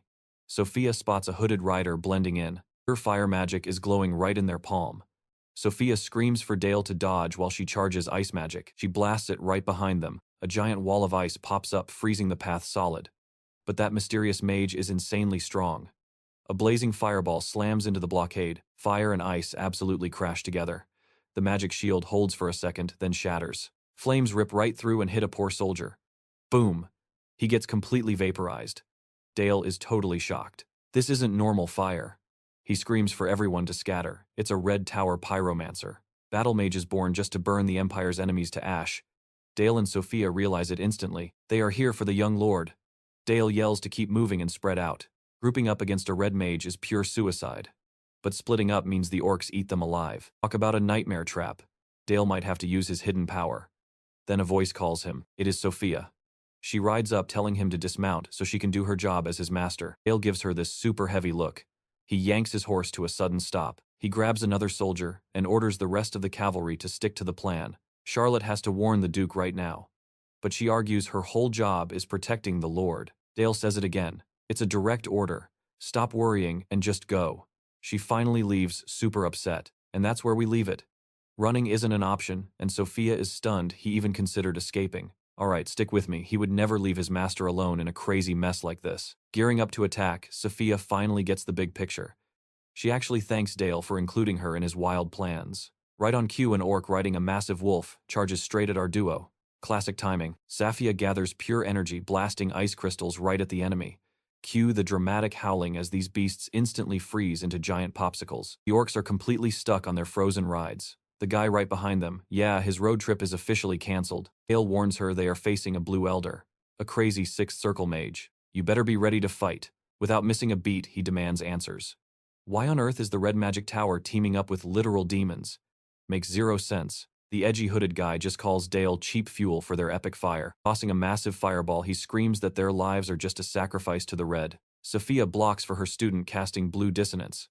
Basically a giant cancel button for enemy magic. Poof, the fireball completely vanishes. Seeing his chance, Dale immediately orders the Saxon knights to push forward. Enemy attacks are down. Raise those lances and move. The knights rush in like absolute bosses, wrecking the monsters one by one. Watching this absolute mess from afar, the Duke notes, this is way beyond your average Tuesday afternoon monster brawl. You and I know what awaits them, a literal abyss of chaos and fear. He drops a hardcore warning, forget winning or losing. Let death and chaos fuel your fire. Feel the fear, just do not let it win. Alan tells the mages to memorize this insane carnage and use it to forge a brand new future. He turns his gaze to Ares, who gives a respectful bow. Time to send the kids to the crossing point, the Duke says. Ares totally agrees. Suddenly, Charlotte runs up, looking super stressed. Yanking her helmet off, she drops the bad news straight up. The young lord is in deep trouble. Horses charge right into battle. Dale's crew is already pushing back when a crazy pyromancer charges up his arm and blasts the knights with everything he has got. Dale and Sophia react instantly, blocking the blast with their own magic. Water, ice, and fire smash together, creating a massive wall that stops the cavalry cold. Dale decides to counterattack using jagged pieces of that ice wall. The Shadow Magnum technique shoots deadly high-speed projectiles at the hoods. One hit equals instant game over. But the bad guys are somehow ready. A fire aura pops up, melting his attacks. Dale quickly realizes his options are hitting zero. That flame armor is seriously broken. It literally tanked Sophia's massive spell just a second ago. A lancer rushes in, yelling that this fire mage is about to get cooked. But nope, the hoods charge up brutally, counterattacking and setting the lancer's weapon on fire as he strikes. These creepy purifiers march straight for Sophia. Dale jumps in front, blasting dark energy right at them. Boom, direct hit. One hooded guy drops hard. Dale uses the chance to start demanding some answers. You saw that coming, right? He asks why they attacked, and the enemy says fire will consume everything. While talking, his body mutates. Everything is gonna burn, and they will totally rise from the ashes. Dale instantly gets it. This crazy pyromancer is literally pulling a self-destruct move. That armor is not just a shield, it is literally built to burn the user alive. He screams at Sophia to back off. The villain yells that it is way too late. A massive bomb-level explosion absolutely rocks the place. Destruction everywhere. Once the smoke clears, Sophia is right beside Dale, who is barely managing to stand. He checks his master, thank God still alive. That quick ice barrier totally saved them from becoming toast. Even the elite Night Raven Knights got flattened. But wait, another fire mage just showed up. Seeing our boy still on his feet, he rushes him. That hand moves in incredibly fast, literally zero time to dodge. Still, Dale bites down and powers through. With one clean slash, he slices the enemy down with his sword. The guy tries to explode like the last dude, but Dale is already gone and finishes him for good. That makes two. Dale took a massive beating just to bait out the perfect opening. Flashbacks hit him hard. The brutal pain, the wild torture, the insane body modifications. So what do you and I take from this? Never mess with him. He's gonna pay back every ounce of suffering times 100. Stick with me, we are jumping right into the absolute bloodiest battlefield of the season. Sophia barely gets up while screams echo everywhere. Right in the middle of this total chaos, Dale faces the pyromancers completely alone. Zero hesitation. He charges straight in, but one enemy literally self-destructs into a massive bomb, instantly incinerating the knights still left standing. The loyal guards who swore to protect the Duke are just blown to pieces in a literal firestorm. And the pyromancers, they just laugh it off. But honestly, the real boss music here was playing for Dale. The bad guys realize blowing themselves up isn't working, so they scream for a group attack. One hooded dude is already bleeding out, hunching over in pure agony. Another guy rushes our main character and immediately catches a fatal hit. Every single strike Dale lands looks like years of bottled-up pain finally breaking loose. He was literally turning his own suffering into lethal blades. The pyromancers try hitting back and exploding again, but zero damage. The survivors are just staring at him, absolutely shocked. To them, this kid wasn't just some opponent anymore. He was the walking, talking incarnation of pure vengeance. Dale walks right up to the survivors, cold as ice. He tells them it is game over. They can't kill him. But one pyromancer snaps back, asking how the heck he can claim victory after watching all this carnage. Now, pay close attention here because these guys are completely unhinged, no fear whatsoever. The dude brags that they already sacrificed their bodies and came ready to die. And honestly, that catches Dale off guard. He is basically fighting human missiles now. The enemy rushes in and catches fire. Boom, another crazy explosion right in his face. But when the smoke clears, Dale is still standing without a scratch. And wildly enough, the purifier that should have been totally vaporized is alive too. Suddenly, an absolute unit on horseback rolls up. It is the Black Lord himself. The Duke arrived to protect his boy. He casually drops the hardest line, saying that being ready to die is easy. With chilling calmness, he asks the cultists if they have the guts to actually live, because staying alive takes way more courage than just dying. Furious, the villains charge at the Duke, screaming that he is talking garbage. A massive crash and an explosion rock the battlefield, but the pyromancer survives again. The Duke stares him down, asking if he still doesn't get it. Alan simply did not give this guy permission to clock out. Nobody gets the easy way out today. The Duke charges up this insane purple curse energy and blasts it right at the remaining purifiers. Bodies of the enemies start literally melting apart into gross goop. They just slowly lose their human shapes and vanish from the dirt. Can you believe this? Bro literally turned them into a walking nightmare of eyes and teeth. Alan doesn't even blink, stating that living is way worse than being ready to die. He doesn't even care why they teamed up with orcs or attacked his son. Since they threw their lives away, he is giving them the absolute worst punishment possible. Their sentence, they get to live forever, trapped as that hideous fleshy monster. Over on the side, a bleeding soldier calls out to Dale. Barely hanging on, he begs to finish his duty as a Nightcrow Knight. Dale slowly walks over and gently lifts the broken warrior. With pure respect, he accepts the request, promising that the Saxon family will forever honor this guy's massive loyalty. The soldier's arm drops. He passes away in complete silence. The Duke finally calls Dale. He points out the heavy casualties, and Dale makes zero excuses. His dad asks if he is blaming his own leadership, and honestly he is. The kid admits he led his knights into a slaughter and should have retreated much sooner, but the Duke softly tells him not to carry all that guilt alone. The original plan was crazy anyway, facing dozens of elite orcs and purifiers with just Sophia watching his back. Dale did everything he possibly could. Still, he hangs his head, unable to celebrate a bloody win. But remember the knights asking to finish their duty. Yeah, this crazy battle is not totally over yet. The dead soldier literally starts getting back up. Dale begs his father to let the undead knights see their final mission through. Meanwhile, miles away, we cut over to the legendary Red Magic Tower. Inside Marquise Yuri's super fancy bedroom, there is this mysterious red-haired guy chilling with a young blonde lady. He smiles and asks if she had good dreams.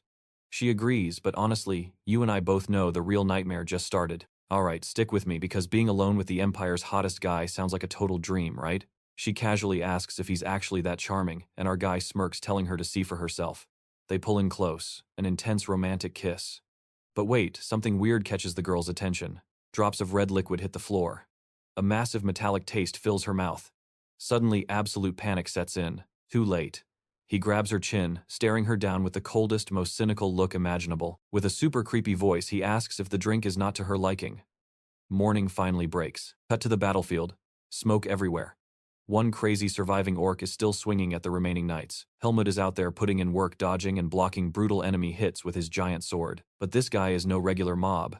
It's the orc warchief, the absolute boss of this squad. Then the young lord tells Helmut to back off.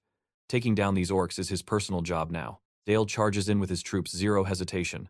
One knight sprints right at the enemy boss. Now, watch closely because an attack formation like that means a totally overpowered necromancer is pulling the strings. The undead push forward with insane surgical precision, backing the orc into a corner completely. Suddenly, the monster's eyes flare up. It lets out a massive scream that literally damages nearby soldiers. Helmut yells for an immediate retreat. This threat is way too high level, but Dale totally ignores him. He knows his current strength isn't enough to win.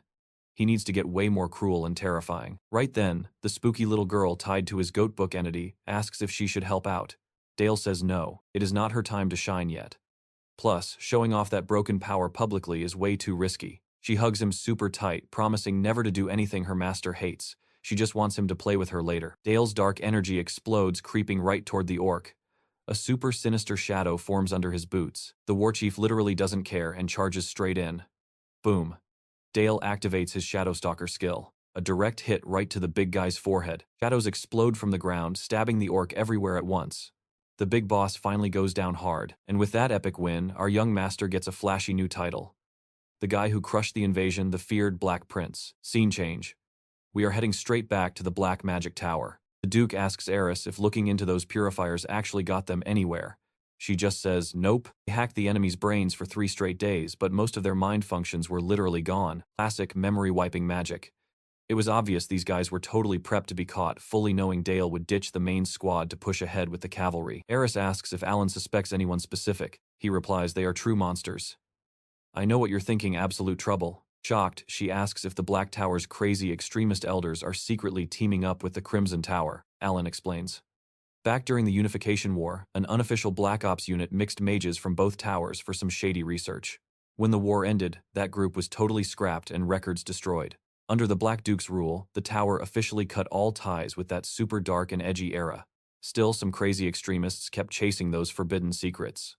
Purgatory might open again. The Duke agrees. That theory makes total sense. Later on, Dale visits the exact spot where his fallen knights are buried. Deep in the Duke's underground workshop. These guys trusted him to the bitter end, staying loyal, even as undead. As their boss, our guy really feels the weight of that sacrifice. So he straight up asks his dad how commanding the undead army actually works. His dad sees his potential but drops a heavy question. Can the kid actually escape the darkness that even he was trapped in? He explains that when Dale surpasses him, the whole dark army becomes his. Dale instantly gets the hint. To claim the boss seat, he literally has to beat the continent's strongest dark mage, his own dad. Zero hesitation. He asks for a duel right here, right now. The Duke smirks and asks his terms. Dale asks for just one thing. That his dad goes all out. The man accepts, telling him to bring it on. Dale summons 2 Black Knights. Trust me, you're gonna want to see what happens next. Stick with me here, he's dodging this monster's strikes with absolute ease. Dale smirks. If the attacks are perfectly coordinated, there is no escape. He immediately activates Shadowstalker. The blades rush straight for the Duke's face, but then boom, the Shadow Knights just freeze completely. Duke stays totally chill. He explains that in dark mage duels, losing your shadows is basically game over. Dale's eyes snap wide at his dad's insane power. But wait, darkness always flows toward the absolute deepest, thickest source. Only one option left. He has to lock in and focus his entire mind, just like before. The knights twitch back to life. One lands a brutal direct hit right on the Duke. His head literally rolls across the floor. Dale absolutely freezes, totally unable to process what just happened. But the severed head just casually praises the kid for taking back his shadows. Then, the crazy part, it floats right back onto his neck. You and I need to pay attention here. Dale watches in pure shock as his dad casually explains he simply refuses to die. He's literally manipulating reality itself. Magic is just turning your imagination into pure reality. Hit peak level, and you can break the world's actual laws, exactly like when he erased that purifier's massive explosive blast earlier. It finally hits Dale like a truck. From second one, this was a boss fight he was never gonna win. Morning breaks super quietly just a little bit after those messy barbarian invasions finally ended. An Imperial envoy shows up with one obvious goal, keeping House Saxon locked under the Emperor's very own eyes. The messenger hypes up how incredibly thrilled the Emperor is with their family's total loyalty and solid decisions. He specifically shouts out the Black Prince. Despite being a kid, his epic reputation has already completely taken over the entire royal court. As a so-called reward to build bridges between the Black and Red Towers, they drop a massive official invitation. The young master is summoned to study at the Red Magic Tower Academy in the capital. Alan doesn't even try hiding his absolute panic. Sending his kid straight into the capital right now, that is basically a guaranteed death trap. Yet, our guy is totally ready to walk right into the fire. He explains that Marquise Ulis's son is coming to live at their Black Tower for a student exchange. It's basically a mutual hostage situation. Both sides watch each other's heirs, meaning nobody can afford to pull any crazy stunts. The Duke is still sweating it, demanding to know if he somehow forgot about that crazy purifier ambush. Dale just smirks, doubting anyone in the capital would be dumb enough to actually touch the Black Duke's one and only heir. Let's pause for a second. To the Empire, he isn't just a threat anymore. He is a chess piece, way too valuable to toss. His dad bites back, asking how he explains that massive recent attack then. Dale claims the Red Tower was probably just testing his limits, and that Marquise Ulis was super curious to see his actual power level. If they really wanted to kill, they wouldn't send a bunch of weaklings. The Duke demands to know the actual point of this trip. Our boy casually drops that he just wants to see the Empire with his own 2 eyes. Since the red tower threw the first punch, it's only fair they hit back. Alan just drops his head completely torn apart. He totally gets the logic, knowing deep down his kid is right. But he still issues one super serious final warning. Step foot in the capital, and they'll treat him like a clueless child. Dale nods, promising to keep that detail locked in. Hand right over his heart, he swears to do absolutely everything for his dad, and for the glory of House Saxon. Miles away at the Red Magic Tower, some total psycho is getting way too hyped. This red-haired dude claims he cannot wait for their meetup. He thinks youth is just when curiosity beats fear. Right beside him, a young blonde woman completely lifeless. He stares at her body, joking that she never thought about anything deep, so she just ended up rotting away on the spot. Even so, he casually admits that her red fluid tasted absolutely magnificent. Going full poet mode, he claims a fast death is actually a blessing, like flower petals blooming hard before falling with pure grace. Living forever, on the flip side, that's just completely hollow and totally meaningless. He shatters a wine glass with his bare hands, calling immortal life a pathetic weed that absolutely never gets to bloom. Staring at the sky, he declares young Master Dale is super welcome. Why? Because this kid is the only one who can fill his boring void. A while later, Dale is chilling in a carriage alongside Bale and Sophia. He gets pretty restless dealing with the dragged-out trip while Bale just quietly watches him. Ever since seeing his terrifying true form, the mage just cannot talk to him normally. That insane visual is permanently burned into her brain, and absolutely nothing can make it less scary. The elf trembles approaching the red tower. You and I definitely want what's next. Alright, stick with me here. Armed soldiers line up as a voice hypes up House Saxon's young master. Dale steps out of his ride, taking it slow and steady. They finally pull up to the massive Imperial Academy tower. That red-haired guy walks over, keeping his fake smile tight. His Marquis Ulysse. He bows all fancy, claiming everyone's been dying for the young master to show up. Dale plays along, saying he is super grateful for the invite. Ulysse points out he didn't just stay a boring scholar. He chose the bloody path of the battlefield instead, and apparently that choice is worth its weight in gold. Crazy rumors about him are already echoing across the Empire. Dale just stands there totally stone-faced and ignoring the hype, because this is the exact same guy who teamed up with barbarians and burned the Black Crow Knights to absolute ashes right in front of him. Still, Dale bites his tongue. Ulysse keeps talking, admitting that the wild rumors about the Black Prince's raw power leave him seriously impressed. Dale casually replies that stories always get exaggerated, but the Marquis pushes back. He says the Academy practically begs for talent like his, then sticks his hand out for a handshake. Dale completely blanks him. He just walks right on past. And over his heart, he gives a super respectful greeting to the Emperor's crew instead. The Marquis's lackeys chuckle, joking about the kid's perfect manners. But inside, Dale is tight as a coiled spring, just waiting for the perfect moment to strike. Now, watch closely. For House Saxon's sake, he is going to make that man kneel at his very own game. Ulysse watches him walk away, looking super intrigued. There is something intensely fascinating hiding in the kid's eyes. Pure, quiet rage.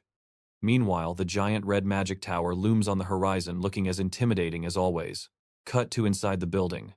A nervous professor is teaching a packed class all about fire and water magic, totally opposite elements clashing together. But honestly, the students are whispering about something completely different right now. It's the Black Prince himself. Half the room still can't wrap their heads around an 11-year-old kid hitting the third cycle already. Marquis Ulysse threw him straight into the highest advanced class for that tier, and he has been chilling there for weeks now. The big graduation exam is creeping up fast. Becoming a Crimson Tower mage is basically a free ticket to the top for the Empire's rich nobles. So yeah, obviously these stuck-up kids were never going to welcome some random outsider. No real drama has popped off yet, but Dale knows the Marquis didn't drag him out here just to take boring magic notes. Out of nowhere, a cocky blonde kid sitting slouched over raises his hand and completely interrupts the poor professor. Enter our local bully Leonard. He whines that the lecture is putting him to sleep. The sweating professor practically apologizes and asks what the young lord wants to do instead. Leonard smirks. Since they have a rare guest from the Black Tower sitting right there, he thinks they need to spice things up a bit. I know what you're thinking. A real duel, yep. Because inside this academy, everything runs exactly like a mini cutthroat kingdom. Your bloodline status and raw power totally dictate who rules here. Dale bets this punk is the direct heir to the Red Tower Master. Leonard keeps yapping about Dale's wild reputation, blabbing about how he cleared the 20th floor of the trial tower and led that massive black and white battle. Everyone calls him the Empire's biggest genius. And that is exactly why Leonard wants to see this supposed talent firsthand. Dale just flashes a tiny smile. Cool as ice, he fires back that gossip always sounds bigger to gullible ears. Leonard scoffs, saying talk is cheap and he wants real action. Still grinning, Dale steps up and accepts the challenge. Cut to them facing off in the classroom. The professor is low-key panicking, asking if Dale even knows the rules for magical combat. For a kid from the rough northern frontier, this whole setup is a joke. I mean, they are sitting in an elite Imperial Academy 3rd cycle class here. Dale looks right at the teacher and demands a life point collar. Fighting without safety gear, way too dangerous. If somebody ends up dead or crippled, heads are absolutely gonna roll for it. He points out magic can absolutely be used to kill. That leaves the poor professor visibly shaking. Desperate, the teacher tries to cancel the whole duel, or at least force them to wear the protection collars. Leonard violently grabs the professor's shirt. He barks that he doesn't need safety gear to crush a brat, shoves him away, and says, "Watch this." Dale just smirks, asking how much longer this clown plans on just standing there. Leonard drops a final condition: lose, and Dale gets expelled. Trust me, you're going to want to see what's next. Stick with me here. If Leonard loses 0 final exams. Meanwhile, Dale is already charging his shadow swords. He actually takes the bet, flashing this cocky smile. Leonard immediately starts charging up some serious energy. A massive burst of fire forms right in his hands. The flames twist like a giant snake, completely tearing through the air. Both guys rush in at the exact same second. Pure, absolute chaos right off the bat. They are trading hits non-stop. Every single magic clash sets off crazy little explosions everywhere. The crowd is absolutely stunned.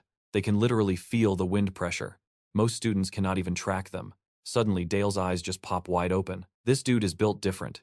In one lightning-fast move, he completely counters the fire strike. Leonard jumps back to reset for his next play. But Dale raises his shadow sword, looking to end this right now. Boom! Total curveball. A huge explosion blasts right in Dale's face. He takes the hit and his jacket catches on fire. Totally lost. He glances around trying to process this madness. Wait. Some other student just jumped into their duel. Dale glares straight at Leonard. Does that actually count as a fair fight? Blondie just laughs, playing totally dumb. He claims it is not even about having backup.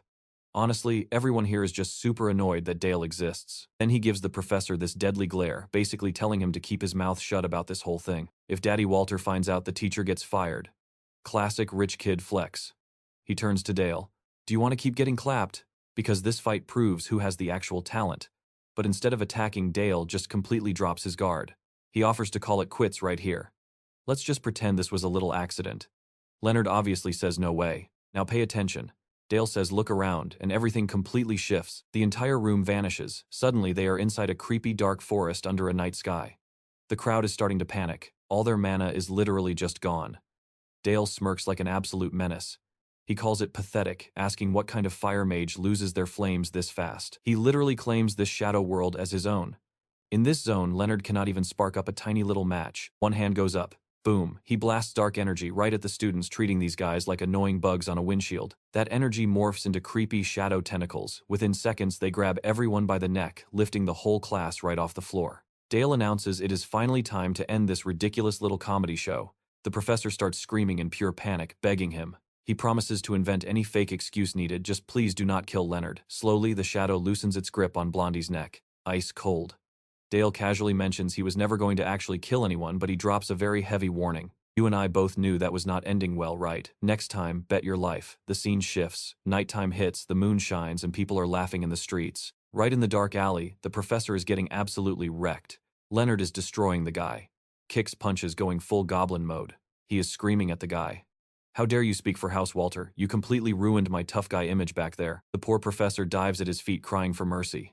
Leonard just kicks him again, telling the useless old man to shut his mouth already. Some randoms are actually laughing at this.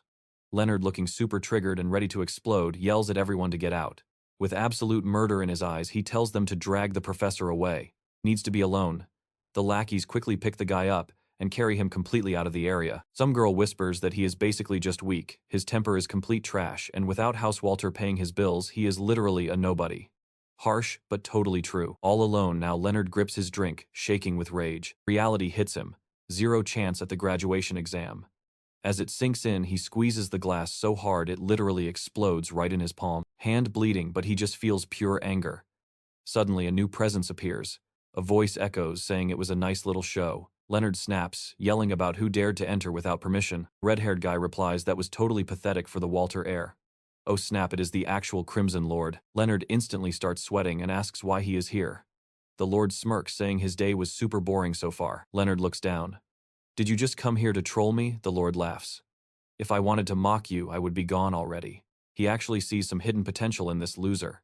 Then he hands him a super sketchy item with a glowing red stone. He promises that if used right, this little toy will easily wipe away all his public humiliation. It comes with a price. That is where we leave it. Confused, Leonard asks why. Alright, stick with me here. The red-haired guy smirks, saying it's a total waste to let raw talent quit. But he drops a massive warning that artifact is no joke. If some amateur tries to hold it, boom. Roasted into literal ashes before they even tap into its real magic. Flashing a seriously dark look, the Crimson Lord bets that if Leonard survives the burn, he strikes absolute gold. If not, it's the match that totally torches his life. The ball is completely in his court now. Leonard flashes back. This was supposed to be his epic villain origin story. Reaching the absolute peak without breaking a sweat, he grabs the deal. Miles away, one lonely dorm room is still lit up. Inside, Dale is hardcore grinding. Just silent, intense aura training. He knows deep down that Ulus didn't drag him out here just to babysit some arrogant school kids. These academy kids, a total joke compared to his past. The Marquis is clearly hunting something massive. Suddenly a knock hits his door. Dale instantly recognizes Sophia's voice and rushes over to swing it wide open. Seeing her warm smile, he invites his master in. Cut to a few minutes later and the silence is getting super awkward. Trying to kill the weird tension, Dale thanks her for tagging along to the capital. Sophia just smiles, staring fondly at her student, and asks how his academy classes are going. He smoothly drops that they don't even compare to her lessons, and boom, instant faint blush right there. Mage softly admits she saw his completely devastated face when he lost his knights. She actually apologizes for it all. Totally shocked, Dale begs her not to carry that guilt. He insists she has literally protected him since day one, and losing the swordsman was entirely his own fault. Sophia gently grabs his hand, slowly shaking her head. Flashing a sweet smile, she reminds him of her day one promise. But sticking by his side wasn't just about being his personal bodyguard. She just hates seeing him miserable. Then the elf pulls him right into a massive hug. She admits she totally doesn't get why a kid has such dead, empty eyes, but guess what? She does not care about the baggage at all. He's locked in forever, no matter what.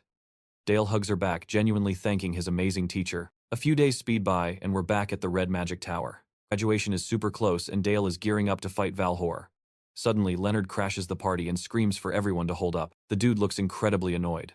The professor steps up, warning him that class is literally running already. If he causes another massive scene, the teacher straight up will not bail him out this time. Rolling his eyes, Leonard sarcastically asks when the old guy was ever useful, completely shoving past him with a scoff. Dripping in pure fire magic, the blonde punk declares he is here to finish it.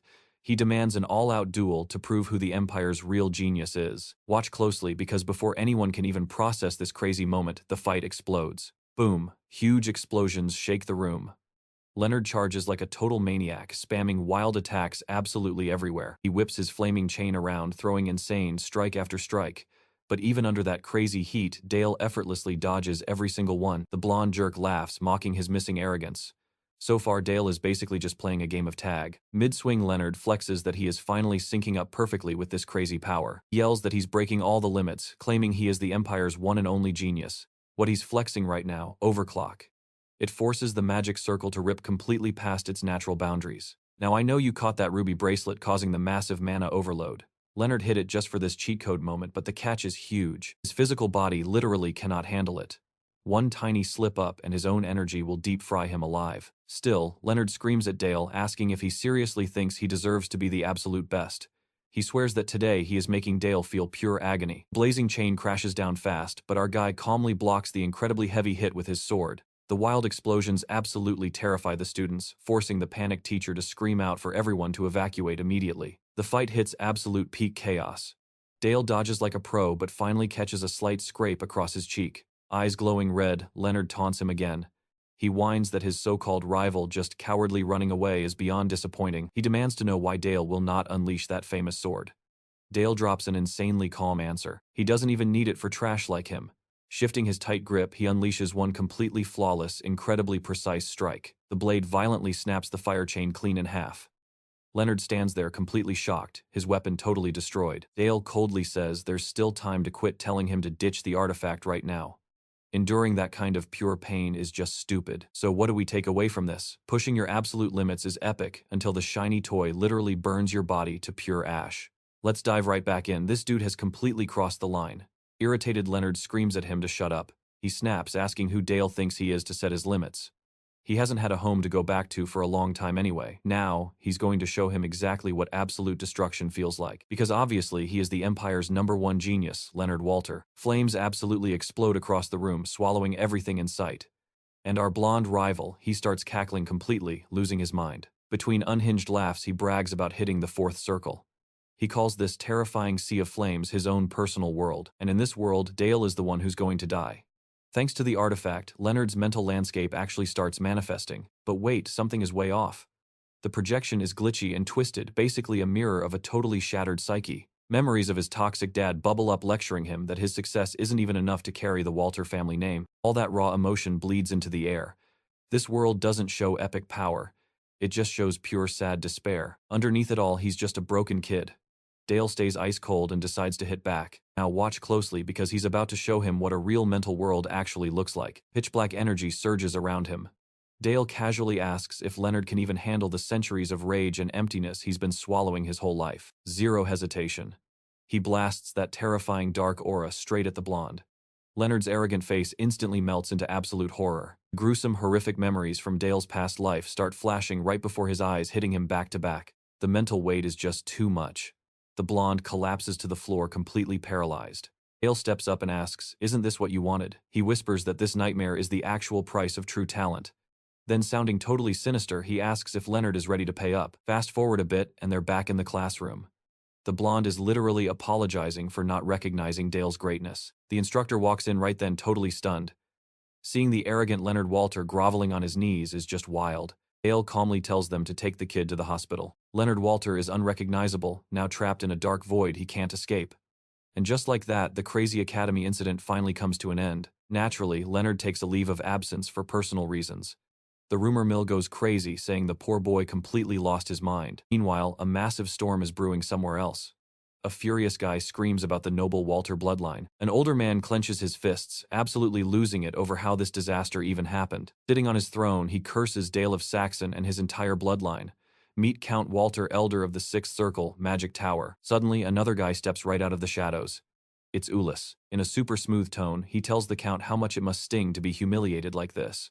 He totally gets why Walter forgot his rank and wants the kid dead. Walter instantly tries to deny the whole thing. He swears he has zero beef with the eldest son of House Saxon. He practically begs him not to misunderstand his anger, but Ulyss just smiles, saying he's only here to help the Lord get some sweet revenge. Plus, he brought a shady artifact. Back at the Red Tower Academy, it's a beautiful, clear day. The students are whispering about the teacher being late. Dale thinks about Leonard, who turned out surprisingly weak. But he knows for a fact Ulyss won't just sit around quietly. You and I both know villains never give up, right? The door swings open and Dale freezes. Ulyss is the new substitute teacher. Dale definitely didn't expect this redhead to show up in person. His brain goes into overdrive, calculating the guy's evil plan. Ulyss casually kicks off a history lesson. He brings up how Leonard Walter had impossibly high expectations on his shoulders. And because of that ridiculous hype, everyone just bowed down to him. They were scared of his reputation, not his actual magic skills. The redhead smirks, saying he knows all the spicy rumors about the blonde's downfall, but if they let a talentless hack scare them that badly, they need to toughen up fast. Especially now that they're under his strict guidance. Moving right along, he gets straight to the point. Today's incredibly suspicious topic is going to be Empire history. This weird announcement catches Dale completely off guard. His eyes go wide. Ulysses dives in, explaining that the Empire's unification war was just a brutal bloodbath, all hidden behind the fake excuse of greater justice. Back then, the Black and Red Towers formed a secret Black Ops unit. They called it Academic Cooperation just to keep the peace after the conflict. The unit's real name, Executive PNV. That name rings a massive alarm bell inside Dale's head, putting him on high alert. Why bring up a dark secret that's been buried for years right now? Ulysses just continues. Behind all that fake heroic talk about truth, this secret unit was actually doing sick experiments on prisoners of war. People burned alive, chopped up, and stitched back together over and over. Makes you and I realize morality is just a joke to these guys, doesn't it? Stick with me here. The students are totally stunned, while Ulyss just looks completely disappointed. He flat out tells them that anyone aiming for the Red Tower should not cry over simple moral issues. Instead, they should feel absolutely proud. But seeing them all squirm, his eyes lock straight onto Dale. He asks if Dale is also feeling uneasy, or if he would actually pick morality over cold logic. He points out the Black Duke was exactly the same. Bound by silly morals, Alan threw away truth. Dale already knows this history. The Empire wanted to keep the unit, but Alan shut down the executioners completely and wiped out every single record. Ulyss then drops a bomb. Looking at Dale, he sees the raw power of a Black Master. A power totally crushing anyone else in that room. He claims the kid has talent that could literally turn him into something way beyond human. Saying he will reach the absolute peak of the Black Tower, he holds out his hand. He asks Dale to chase the ultimate truth together, pitching a massive new alliance between Black and Red. Dale figures it out fast. The guy wants to revive the executioners using him. Our boy stands up politely saying thanks, but big moves like this need proper hierarchy. Since his dad is alive and kicking, they cannot just ignore the authority of his old man. Ulyss just waves off the entire problem with a simple snap. Reality literally shatters. The classroom vanishes into a weird dark space, leaving Dale wide-eyed. Now watch closely. It looks like snow at first, but you and I know the dark truth. Those are not snowflakes falling. It is ash. And this terrifying scene feels way too familiar. Old memories hit hard. Ulyss slowly walks up, asking if this broken world is not totally magnificent. He brags that only Dale can see this illusion. The other kids are totally clueless right now. Massive steel towers that defy logic. Giant iron dragons ripping through the sky, spitting out unimaginable fire. Suddenly, something absolutely massive streaks across the dark clouds. A wild flying machine locks onto them and drops a heavy payload straight down. An actual bomb. 1 second later, a massive apocalyptic explosion completely swallows them whole. Looking insanely thrilled, Ulyss tells Dale to admire this fire and steel empire that could crush literal titans. To him, this is peak magic. Dale fires back, asking if he summoned an otherworldly hero to chase this exact truth. Ulyss smirks, saying close guess.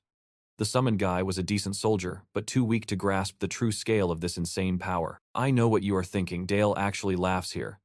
He realizes this redhead is totally clueless. Dale already inherited every single piece of that truth. Ulyss glares, saying that is exactly why he brought him. Dale straight up asks if he wants to grab that power through a Black and Red alliance. The dude confirms it instantly. He tells our boy to take all the time he wants, because to a guy like him, waiting is literally nothing at all. Ready to drop the spell, the redhead casually drops a warning. The head of House Walter is super petty about his son losing. Worse yet, Walter used to be a top boss in the old executioners, and the Emperor definitely wants those dark unit secrets buried. Ulyss claims this is just a trade. Even if Dale rejects him and fights House Walter, he can still walk out completely scot-free. If he wipes them out, Ulyss promises a massive reward waiting for him. Flashing a creepy smile, class is officially over. He snaps his fingers, shattering the fake world. Boom, back to normal. The two are just standing in the classroom like absolutely nothing happened. Walking away, Ulyss says he cannot wait for their next meeting, hinting that Dale will make his move soon. Cut to that night at the Black Duke estate. Dale is training completely solo. Eyes closed deeply, fixing his dark aura, but that terrifying image of an ash-covered city still haunts him. He knows dropping the otherworldly hero was a clear threat. If he refuses, he might literally be next. Dale refuses to be a pawn again. Suddenly, a massive crash hits. Boom, something blasts the roof. He grabs his cloak. They have officially got company tonight. Apia screams his name. Trust me, we are not ready for this. Stick with me here. Walter finally steps from the rubble, staring Dale down. He's actually thrilled the kid didn't run away, screaming, "Now watch this." Voice dropping to absolute ice, he demands to know how Dale dared to ruin his precious son's life. You and I know Dale is about to face some brutal consequences.